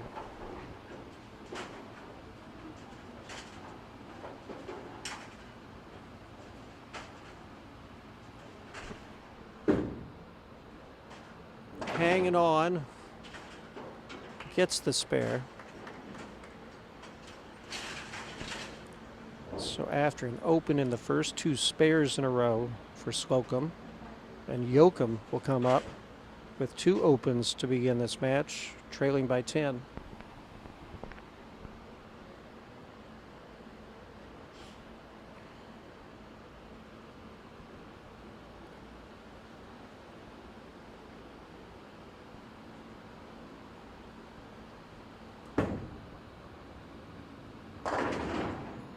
Coming up high, leaving the 6-pin.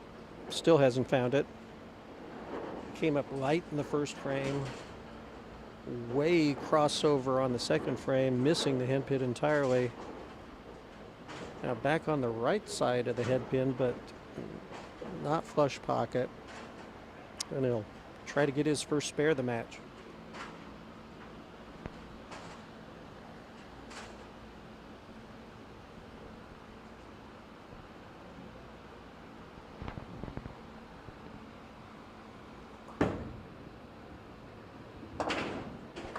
On the board with a spare now. Little wry smile. But even with 2 opens in the first 3 frames, he's still only down by 10, so still plenty of match to go.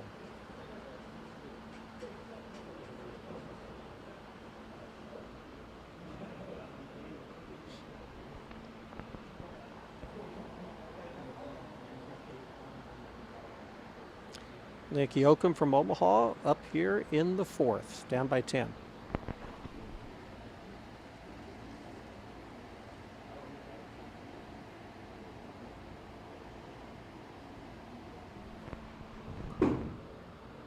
Not liking the shot at all.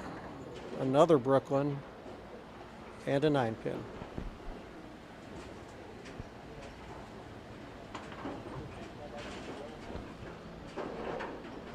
Neither player can really say they've found anything as of yet.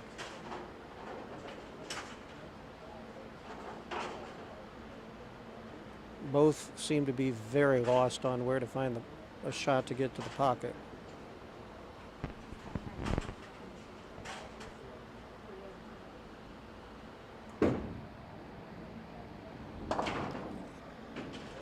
But still a spare.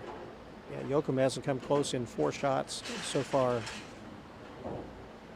Slocum had the one high hit where he left just the 6-pin, but other than that, 2 6 counts.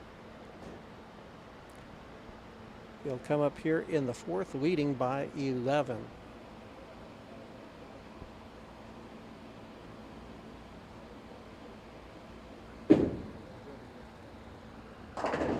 I like that shot a little better, but it still did come up high. I think he was hoping for a little better result from the point when he threw the ball.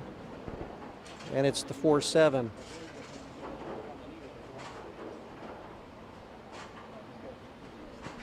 Again, we're still looking for the first strike of the finals here. Uh-oh. Oh, boy. I think Slocum had given up on it as soon as he threw it, thinking that he'd pitched it a little too far to the left, but stayed in there, got the spare. He keeps his lead. He's up by 9 now as we enter the midpoint point of this match.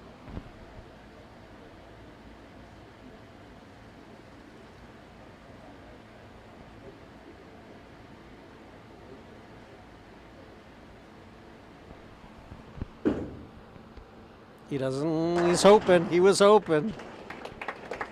He says, what do I got to do? I threw it in the right place. Now let's just hope I don't get hit with a bad carry.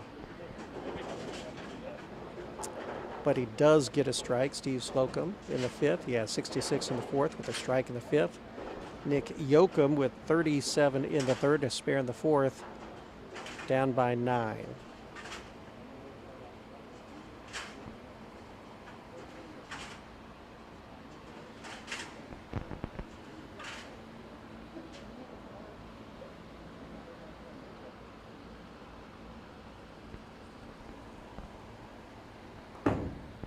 A little farther outside than we've seen the past few. It comes up nicely in the first strike for Yoakum in this finals. Again, the winner of this match, winning the 2026 Missouri Masters, receiving $1,200. Second place will receive $750. Already in this stepladder finals, Brandon Leibel of Wathena, Kansas, finishing 3rd. Cameron Brundage finishing 4th, and Austin Shyrock finishing 5th. Brundage from Omaha and Shyrock from Van Buren, Arkansas. And it's a double. It is a double for Nick Yoakum. The first double of the match, his first 2 strikes of the match, and he has retaken the lead by a pin.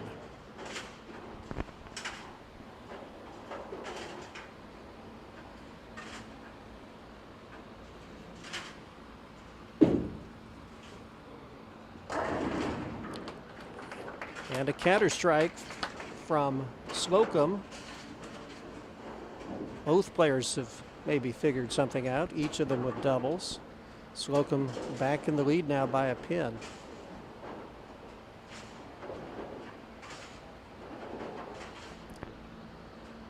We're at the point now where one mistake may make the difference in the match.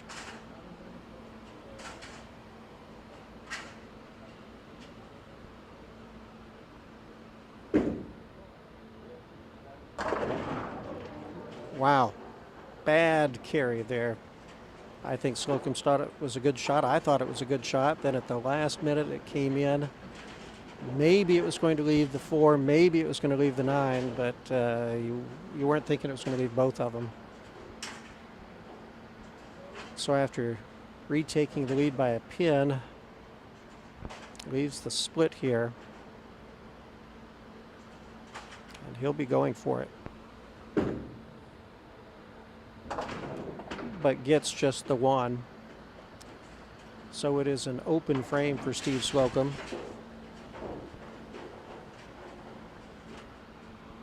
That gives him 122 in the 7th. Nick Yoakum has a double. That is up by 15 now.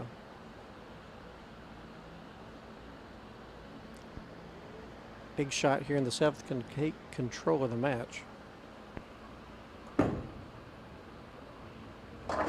But it gets out of bounds to the right. You see the results. It's just not going to make it back to the head pin. And it is the 1-2-8 for Nick Yoakum on the right lane in the 7th frame. Maybe a little bit of a sigh of relief from Slocum, as Yoakum could have really taken advantage of the match here with another strike. Instead, now it's a tricky spare to keep the lead.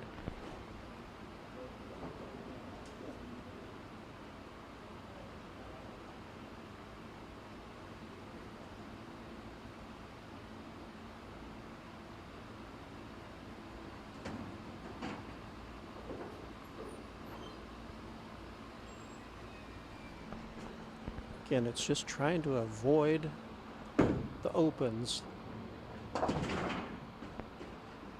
But Yoakum knew it was trouble when it left his hands. The ball crossed too far to the left. He left the head pin in that spare. So instead of taking control of the match, instead he loses the lead. And Yoakum will come up in the 8th now, trailing by 10. Had a chance to take a 20-pin lead, and now he's down by 10.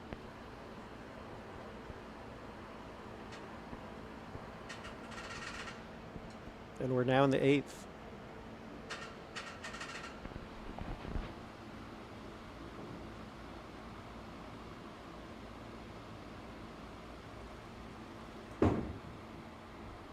Not happy at all with the shot. He knew it right away. The same kind of flailing to the right, where it's not going to come back. And it's a 7 count. This time it's the 1, 2, 4. And at this point in the match, this is a must-have for a spare.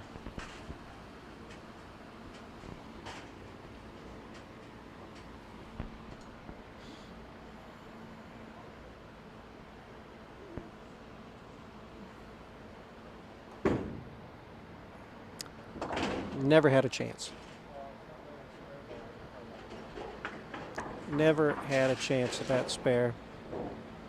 What a big, big shift in momentum. Nick Yoakum with 2 opens in a row. Steve Slocum on an open himself. This after both had doubles and looked like had figured something out. Instead now, Slocum, while on the bench, has taken a lead.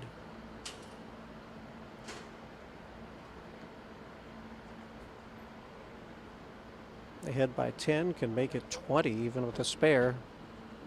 And we're having some issues on the right lane, getting 10 pins set up, which gives us a good opportunity to thank our sponsors once again for this wonderful weekend of bowling here at the 2026 Masters, the Missouri Masters. We thank our hosts here, Revolutions Lanes and Fun Center, the 4th year of the tournament. Title sponsor Lisa Finley Shelter Insurance, Miller's Tires and Exhaust, the Northwest Senior Missouri Bowlers Tour, Storm Bowling Products, Fond Memories Engravings, Genius Graphix, Burky's Turkeys Pro Shop. Always have trouble saying that. Burky Turkeys Pro Shop. Ryan Burks, the host of the tournament here, tournament director, and btbbowlingsupply.com. Some great sponsors that helped add to the prize fund that is at more than $10,000 for the prize fund. The top 32 cashed this weekend. We started with 32 bowlers this morning, started with 87 as the tournament began with qualifying on Friday and Saturday. Whittled it down to the top 32 as we started this morning, going through a long 32 bowler double elimination bracket, getting down to 5-player stepladder finals, and now down to the final 2, where we are here in the finals, with Steve Slocum leading Nick Yoakum by 10 pins and a chance to make it more.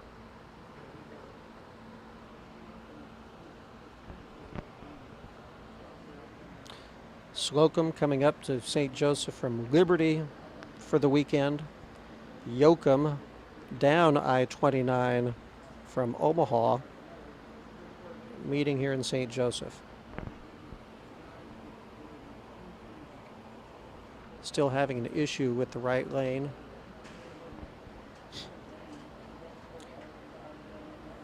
This now the 4th year of the Missouri Masters, starting first in 2023.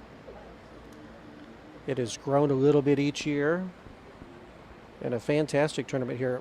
Such high quality bowlers. It's attracted from 9 different states, 87 bowlers in all. Yeah, if I had the tools in my bag, I'd go back. Tournament director Ryan Burks here. We're trying to figure out what's up with lane 4. Yeah, we got 2 of them back there working on it. Not sure. We haven't had a problem all weekend, so It's only been makes sense for it to happen. Of course. Last couple I of games. So it looks think like we got- might have it turned around here. See if we get 10 pins set up on the lane 4. Saying we've 9 states this year, Ryan. The tournament's grown a little bit every year, and what a showing this weekend. Yeah, I was really happy with how things turned out. There was a lot of, a lot of things that we kept the same, but a few changes, and we got a lot of positive feedback from the bowlers. One thing that is the same is the lane conditions. This isn't a place to come up and expectable high scores. No, definitely not. I was just talking to Austin Shyrock about that. And, right, this is the 2022 USBC Masters pattern, and I actually was in Las Vegas for that event. And if I recall correctly, Norm Duke was the qualifying leader. So anytime Norm Duke is leading the qualifying at a tournament, that the conditions are tough. What is it about these conditions that are so tough? We've been noticing that there is certainly an out of bounds on if you throw it too far outside, it's never coming back.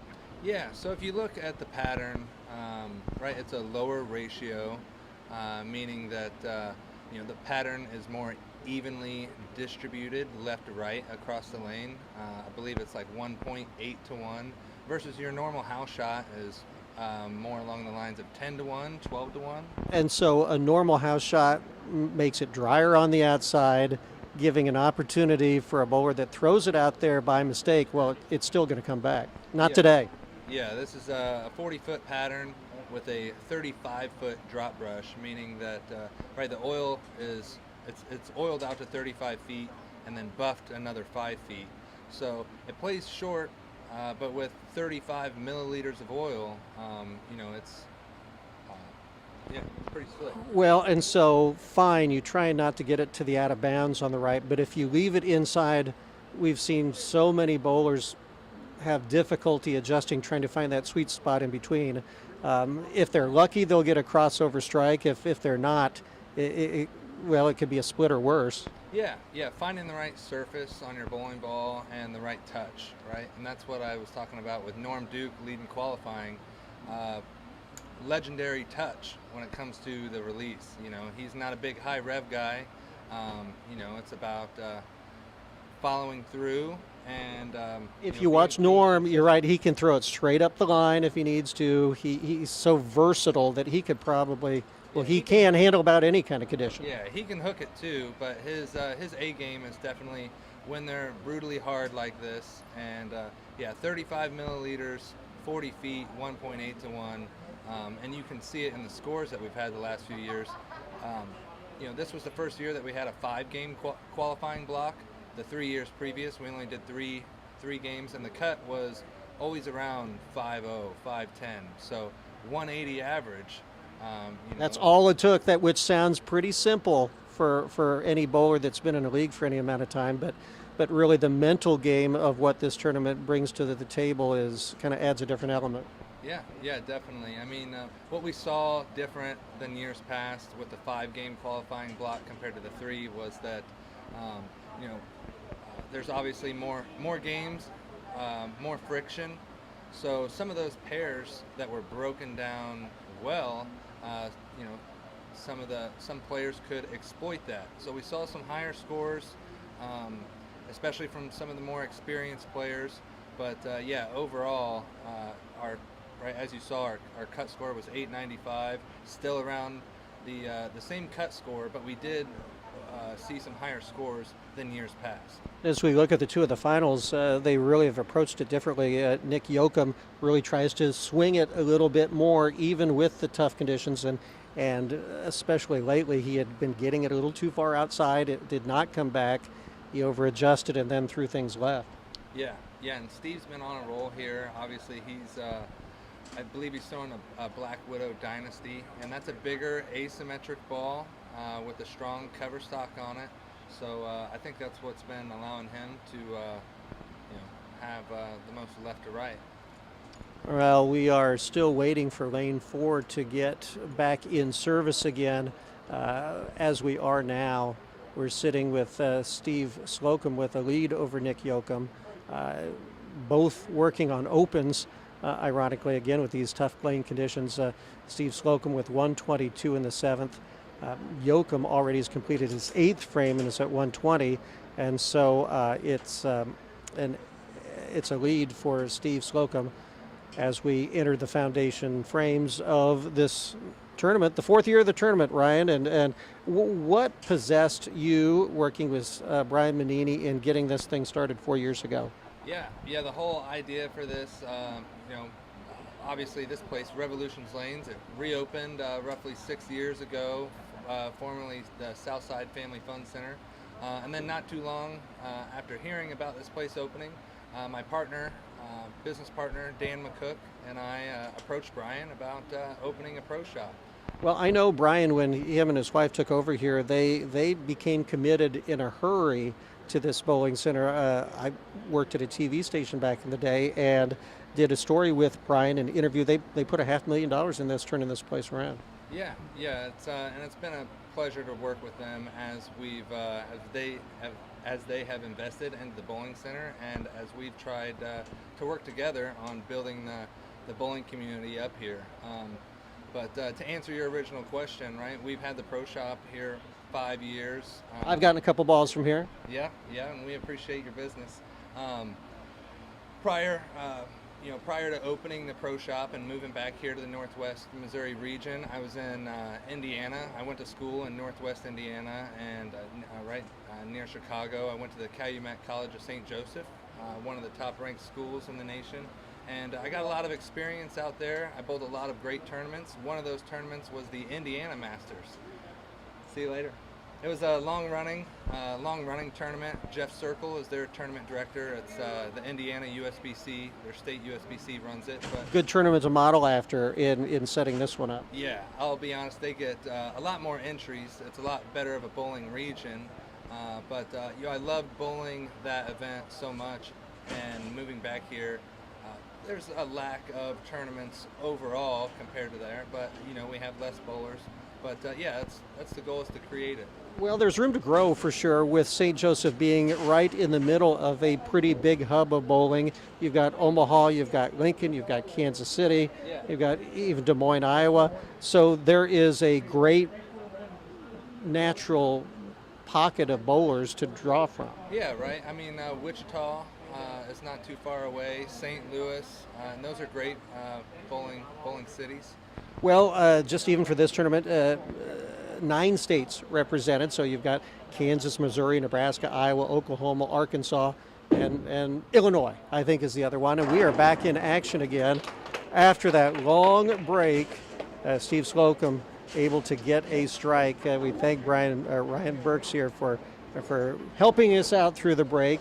I know you've got some more stuff to do here to wrap up this tournament. We are almost done. Great weekend. Yeah, thank you very much. I appreciate everybody's help, and yeah, look forward to next year. All right, thank you. Well, again, Slocum with a strike in the 8th gives him an 18-pin lead over Nick Yoakum as we enter the foundation 9th frame here, wrapping up this 2026 Missouri Masters. A strike here would make things awful tough on Yoakum. And look at that. Nice release, good speed, thrown in the right spot, got the result. It's a double for Steve Slocum. And so we're at the point now where Nick will need to strike out. If he strikes out, he'll have a 180. And that would... We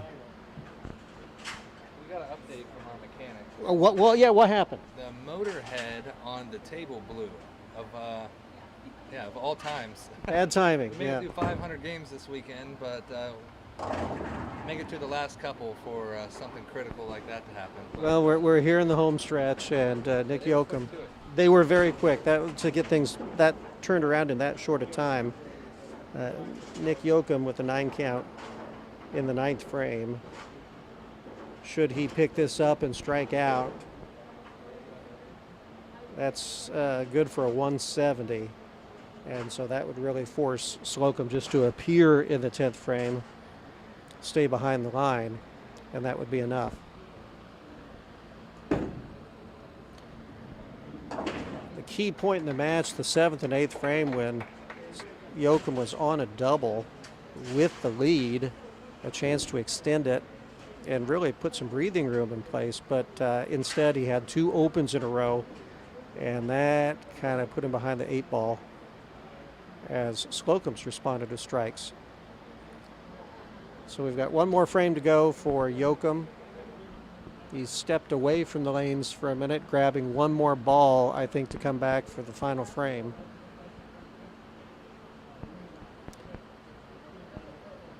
The match really shifted in the 7th frame here of the finals.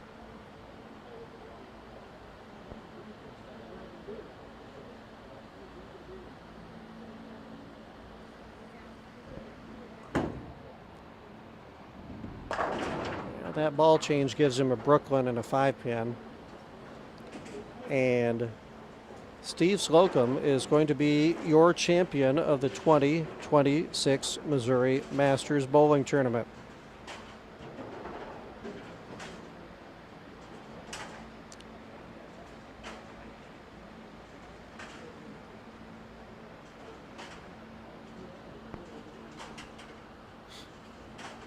Great weekend, though, for Nick Yoakum. Made it through qualifying over the weekend, over Friday and Saturday. Came in today into the 32 bowler match play bracket set up. Won 4 in a row. Qualified first for this stepladder finals, but just not going to have enough here at the end. You wonder what the break did to him in sitting for probably an hour and a half or so, trying a straight shot at the end. Totally different line than he had than before, but Nick Yoakum's going to end up finishing second here, winning $750 for the tournament.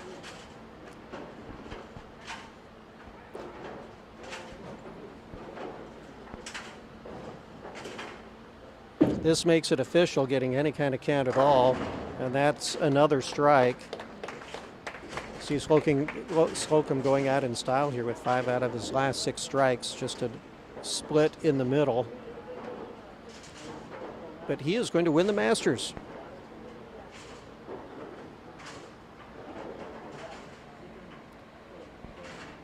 Steve Slocum from Liberty, Missouri.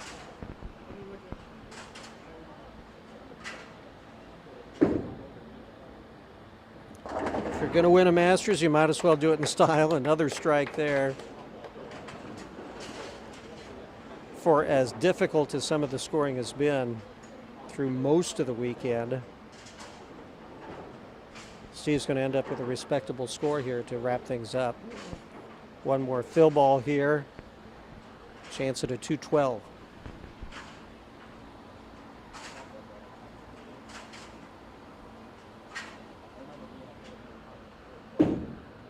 There you have it.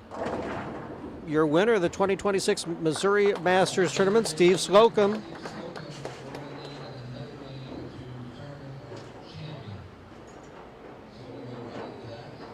A champion? Oh, it's the best 2 out of 3. What did I? Brandon, is it best 2 out of 3? Oh, that's right.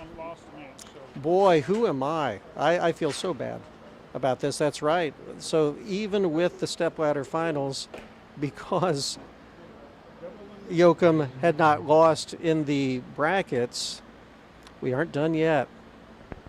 I feel so bad. So Steve Slocum had won his way back up through the losers bracket. That loss still was on his record, despite going into the stepladder finals. We've got another match here. One more to finish it up.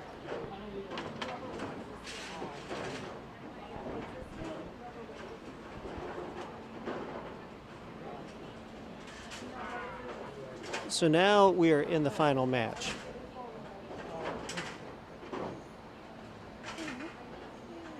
So sorry about that. Did not understand the format of the tournament.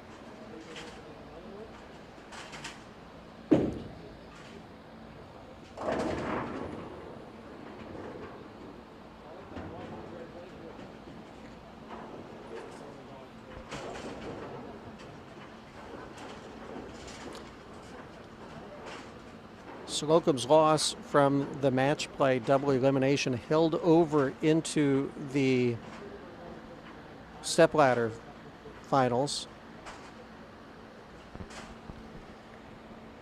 So Nick Yoakum with another chance. Both start with marks. Yoakum with a strike. Slocum with a spare.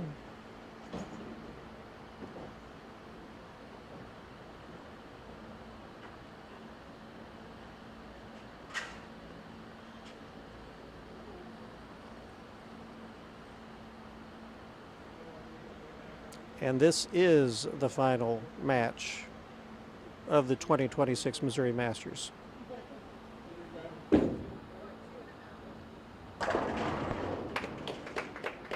And a strike.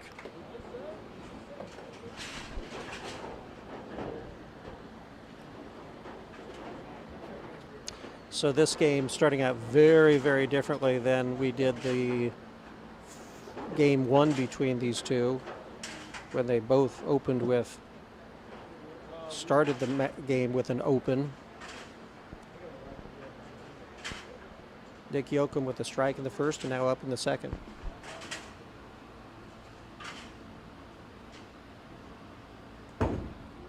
You can see he's taking a very different line than he did last game. That one got away from him a little bit. But he's going, instead of throwing this deep, he's going to try the outside line and have it come in.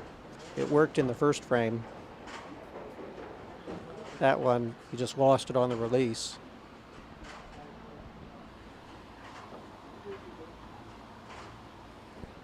So now he'll try to pick up the 3-9. Going to his spare ball. This one will not hook at all. This will be a straight shot.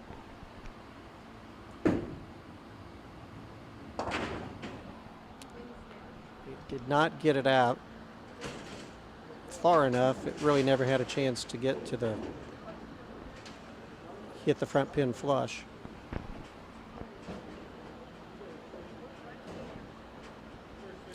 So Yoakum will be working from behind again in game two.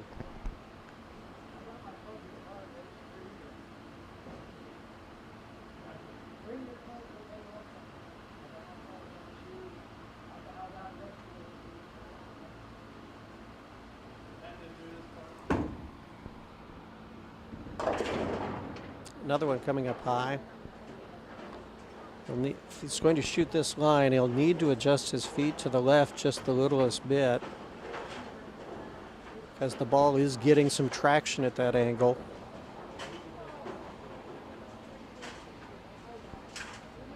And grabbing the spare ball again.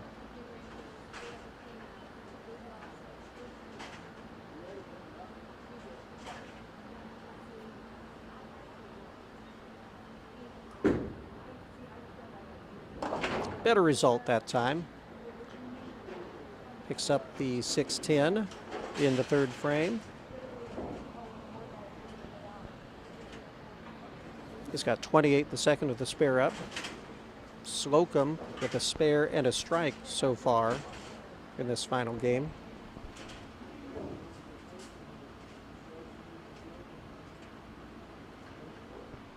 Going to get a re-rack. We were missing a 10 pin there.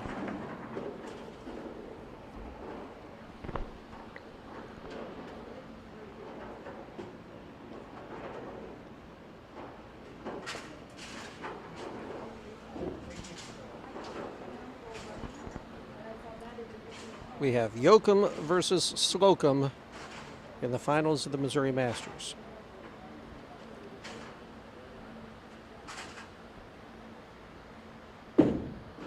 Going for a double. Catches a little bit of a help there. Gets the 9 pin out. That kind of shot a little bit earlier. Left the 4-9 split, but able to catch both of them that time.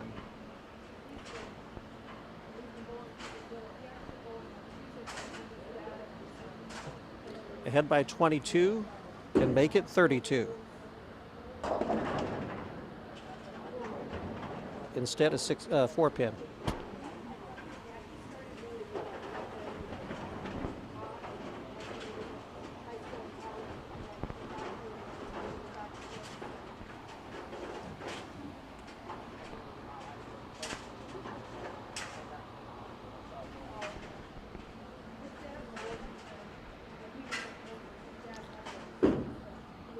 Slocum gets a spare. And he is through 4 frames now.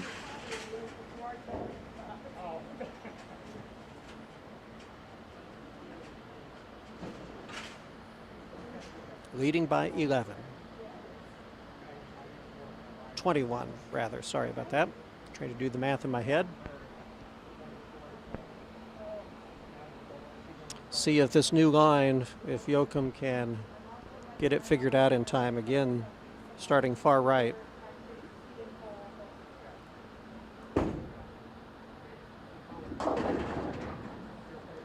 Leaves the same 4-7 we just saw from Slocum.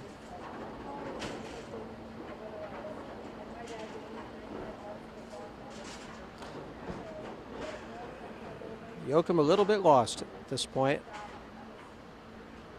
Switched equipment, switched lines, still can't come up with that strike shot that he had throughout most of this weekend.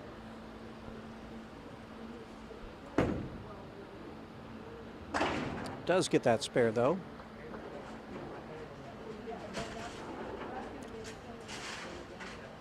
And that has been the key with these difficult conditions, is just picking up your spares, as difficult as some of them might be with some of the interesting pin combinations there's been when you don't hit the pocket very well.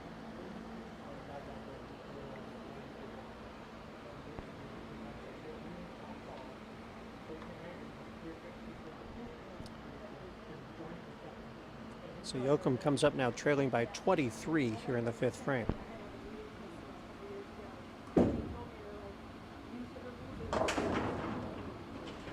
Well, he leaves the 4-7 again, but it's worse as the 6 pin also remains a big split. This line doesn't seem to be working either.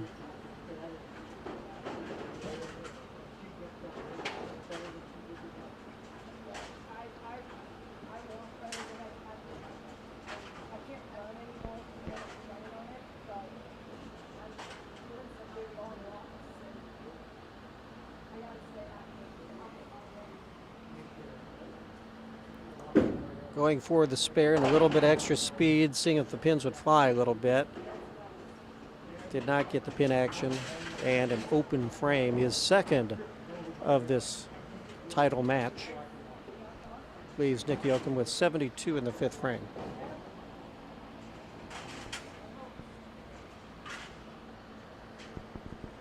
So Slocum's lead just advances while he was on the bench.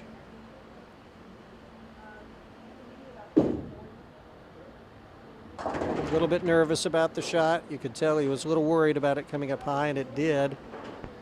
And again, in a match where just staying clean might be all what it takes to win.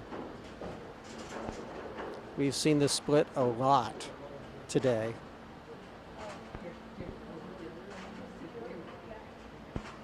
And maybe opening up the door a little bit. Gets the single pin with the open.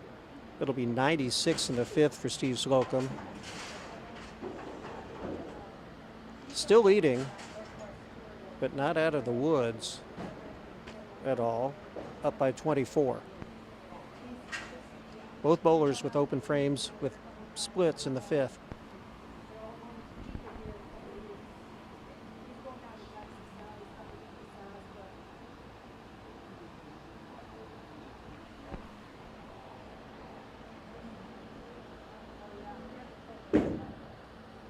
Eyeing that one down, comes up light. Again, an overreaction to the high shot that he just had.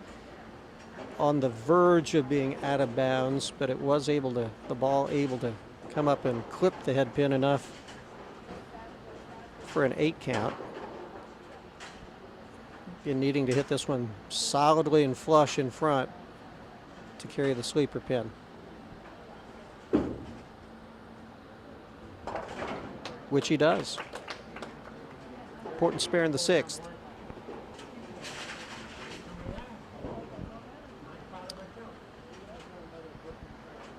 So while there was a little bit of a gap now for Nick Yoakum, he needs to take advantage of that open frame from Slocum and get a couple strikes here.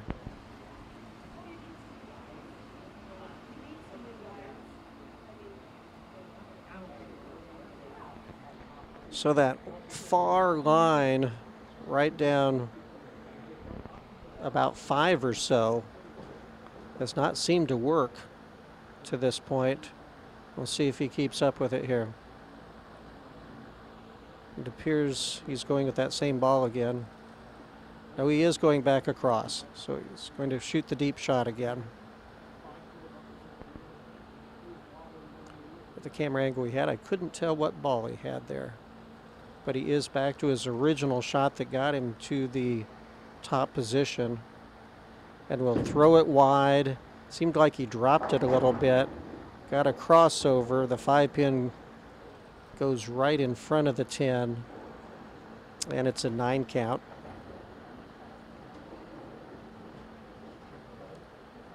So changing equipment back again. But really not a good release at all. So kind of hard to tell what might have happened. Instead, it'll be a shot at a 10-pin.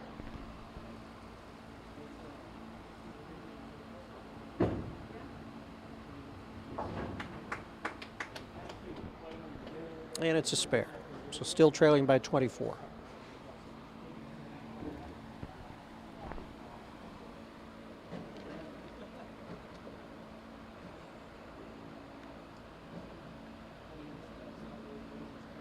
The winner of this match getting $1,200 for being champion of the 2026 Missouri Masters. Second place will get $750.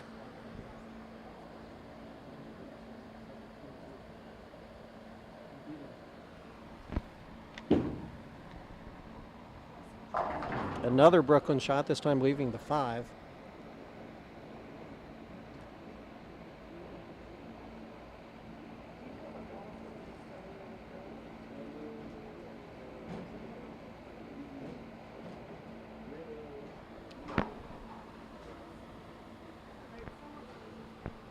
And starting to run out of time.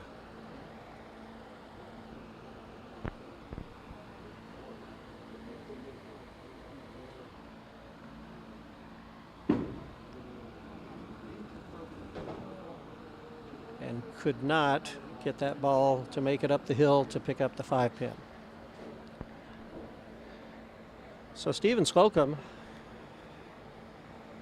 advancing his way through the losers bracket to get into the stair-step ladder of 5. The first match of match play, defeating Cameron Brundage of Omaha 202 to 201, and even to win that, Slocum had to pick up a tricky spare in the 10th and then get a strike to win by 1. Following that, Slocum over Austin Shyrock, Austin from Van Buren, Arkansas. In the semifinals, Slocum over Brandon Liable from Wathena, Kansas. And here in the finals, it looks like he's going to win 2 consecutive games against top seed Nick Yoakum of Omaha to take home the trophy from the 2026 Missouri Masters. Slocum with the spare has 114 in the 6th with a spare in the 7th. An open for Yoakum gives him 100 in the 7th. So it's a 34-pin lead right now. And some help on a high shot. Gets the kick, gets the 4-pin out. That might be about all it takes there. Yoakum, if he strikes out, would have a 190.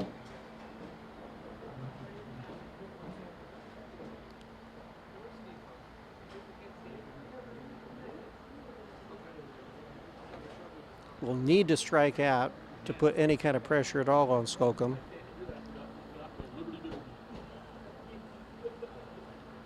Don't want to count him out yet, though.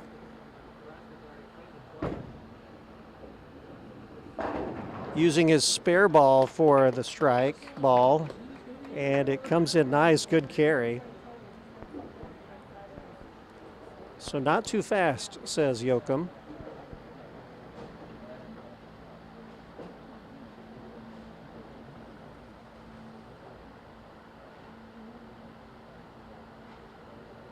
Could make things a little interesting here.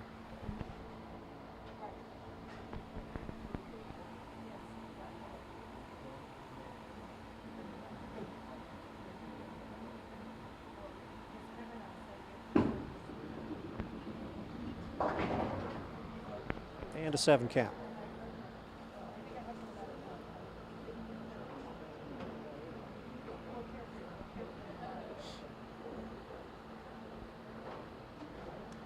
That might make the hill a little too high to climb.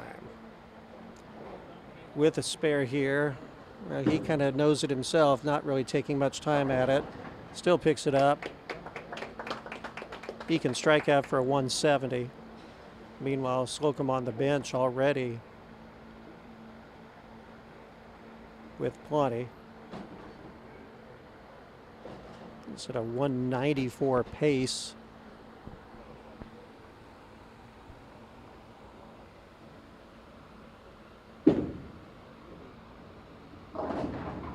Light shot there at the 2-8. Again, another spare that we have seen plenty of today. We've seen so much of the double wood shots. We've seen a lot of light shots that have left pins on the opposite side of the deck. We've seen a lot of heavy shots. We've seen plenty of splits. Look at that. It looks like he hit the back pin before the front pin there almost.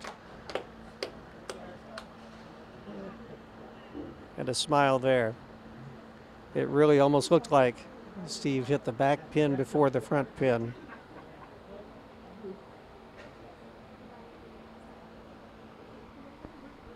So hitting the head pin here would officially do it. He needs 7 pins on this ball and gets 8. And that puts things out of range. The best Yoakum can do is 170, and even if Yoakum misses this, he will be at 180.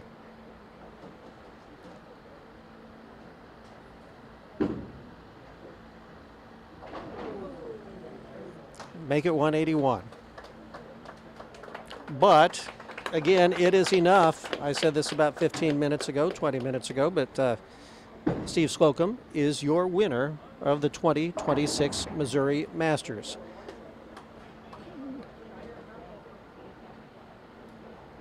And Nick Yoakum, for second place, will win $750.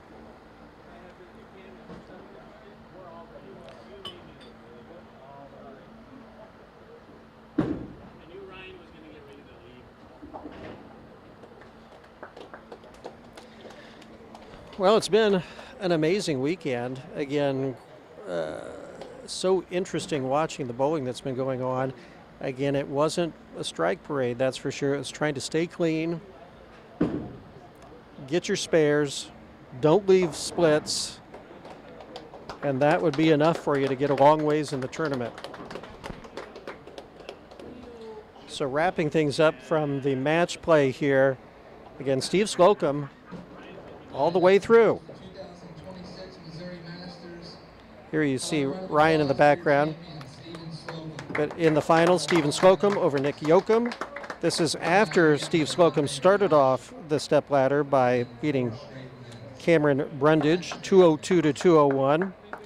Then Austin Shyrock, and then Brandon Leibel.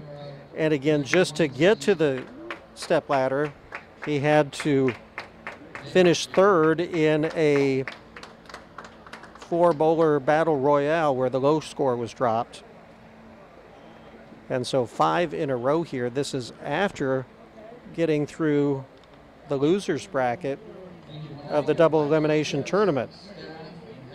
So I'm guessing Steve Slocum is kind of tired after all that bowling. He's certainly gotten his money's worth for the lineage. Congratulations to Steve Slocum. Let's see if we can get him up here for a minute before we totally go away here. I think there's going to be an awards, actually a photo. Steve Slocum and Brandon Leibel friends, good friends, so getting a picture there. And we will have a check presentation here as well. Don't try and put that through a drive-through.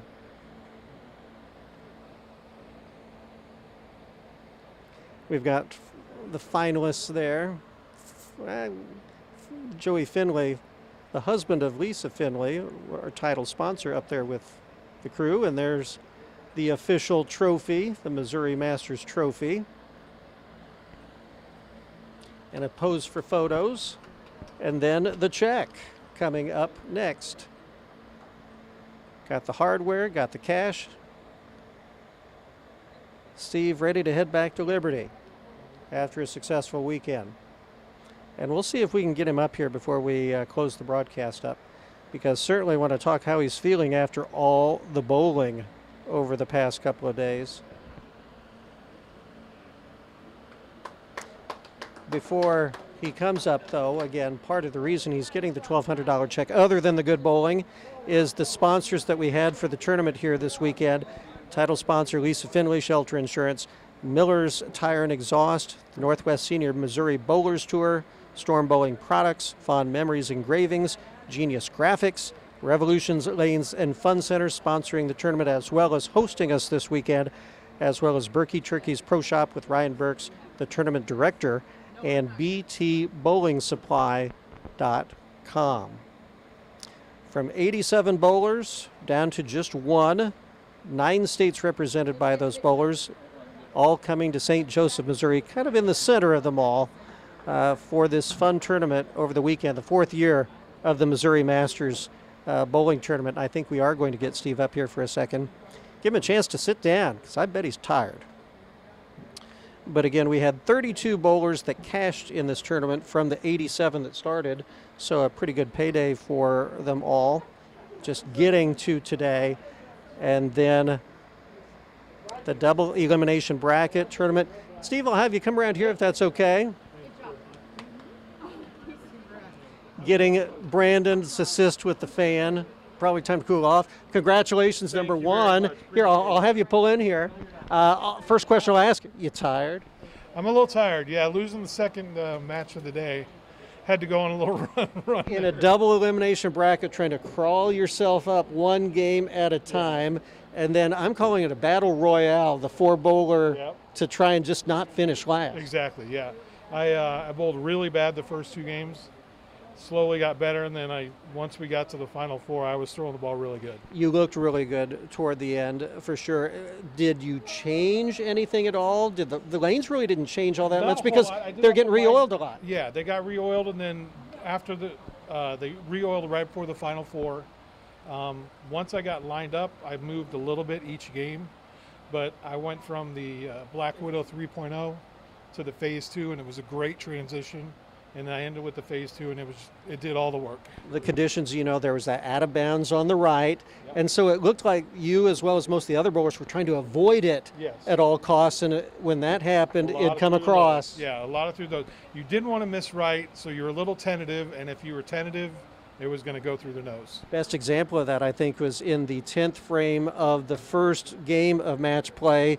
You Yep. needed good count, like Yep. 8 spare 9 or something like that. You left 6. You had to pick up a tough spare, which meant that you had to get them all. I had to get Then to the finish it, strike. so you threw that one through the nose. And I threw that one through the nose, and they all carried, thank God. Tough spare to pick up. It was a tough spare to pick up, yeah. And then you got this strike, won 202 to 201, advanced on, won that, advanced on, beat Brandon, then to the finals Yeah, here. slowly got better. 201, 202, 207, 211. Not so great the last game, but they were getting really fried in the middle. You saw my opponent was trying to find anything at all. At least I could still get to the pocket most of the time if I threw it really good. But they got really chewed up there at the end. And that's the thing, even getting to the stepladder finals, you still had to win twice, and I was not even aware of that. Yeah. The format that you had that one loss still being held against you from earlier that did carry over. Yeah, I did know that. So, and I did think actually I had an advantage because I had bowled 4 games in a row on that lane, and I was hitting the pocket. So I felt pretty confident. Then I started with an open, or 2 opens, I think, in the first game. And then from there, I threw the ball good the rest of that game. And the last game was a little iffy, but we were both having trouble finding the pocket. So It took a while to just find did it those all. strikes, Yeah. but then you were able to string a couple Yeah. together, and that made the difference. Getting a double here and there and trying to stay clean as much as you could If you otherwise. stay clean and just get 1 or 2 doubles a game, you were going to win your match almost every time. Spares are your friend. Spares are your friend in this pattern. All right, well, thank you so much. Congratulations to you so Thank you for much. telecasting. I Hey, appreciate it. this has been a blast watching this all day today. It was really something. I'm glad It's a very hard shot. It was as mental of a game as it was physical. Yeah, exactly. A lot of good bowlers get in their head, and it gets really tough after that. I had to remind everyone several times that these scores in the it took 178.8 to even qualify for today. Yes. That these were pretty good bowlers to get Yeah, to this yeah, point. there were a lot of very good bowlers here. I see an envelope coming your way with a $1,200 in I'll first take place that on for it. Sure. Thank you, Ryan. Appreciate it. Well, thank you, Ryan. Thank you so much. Thank you very much. Congratulations, Stephen Slocum, for being our winner. What was it like coming up from Liberty for the weekend? Well, I'm only about 50 minutes away, so I bowled Friday because I couldn't bowl at all yesterday, so I had to qualify and make it count on Friday. And then I came up this morning, and like I said, struggled the first 2 games, but after that, I was throwing the ball pretty good. I work in Kansas City, know the I-29-35 pretty well as well. We'll let you get to celebrating. Thank you Thank very you so much. much. Thank you. Congratulations. All right, there you have Steve Slocum, your winner of your 2026 Missouri Masters Tournament. 4th year of the event. Thank you, Brandon. Good bowling. I know not the way you wanted to finish up with your hand injury, but so much fun here watching all the bowlers today. Tough conditions, lower scores, but still the mental game, I think, which got the finalists to where they are, to where Steve Slocum beating Nick Yoakum in the finals of the 2026 Masters Tournament. I think we're about ready. There you see the sponsors one more time. We can't thank them enough for their participation in the tournament over the years, as well as this year as well. Lisa Finley Insurance, the other sponsors. Thank you. Again, $10,000 plus given away over the weekend to the bowlers who qualified for the finals today and then made it through to the stepladder finals. Steve Slocum, your winner, $1,200, $750 to Nick Yoakum for second place. I think that's going to wrap up the broadcast. We made it through it all. Wonderful technical team. Great job with the cameras, everyone. I'm Alan Van Zandt. Thank you so much for tuning in today. Have a great evening. Bye-bye.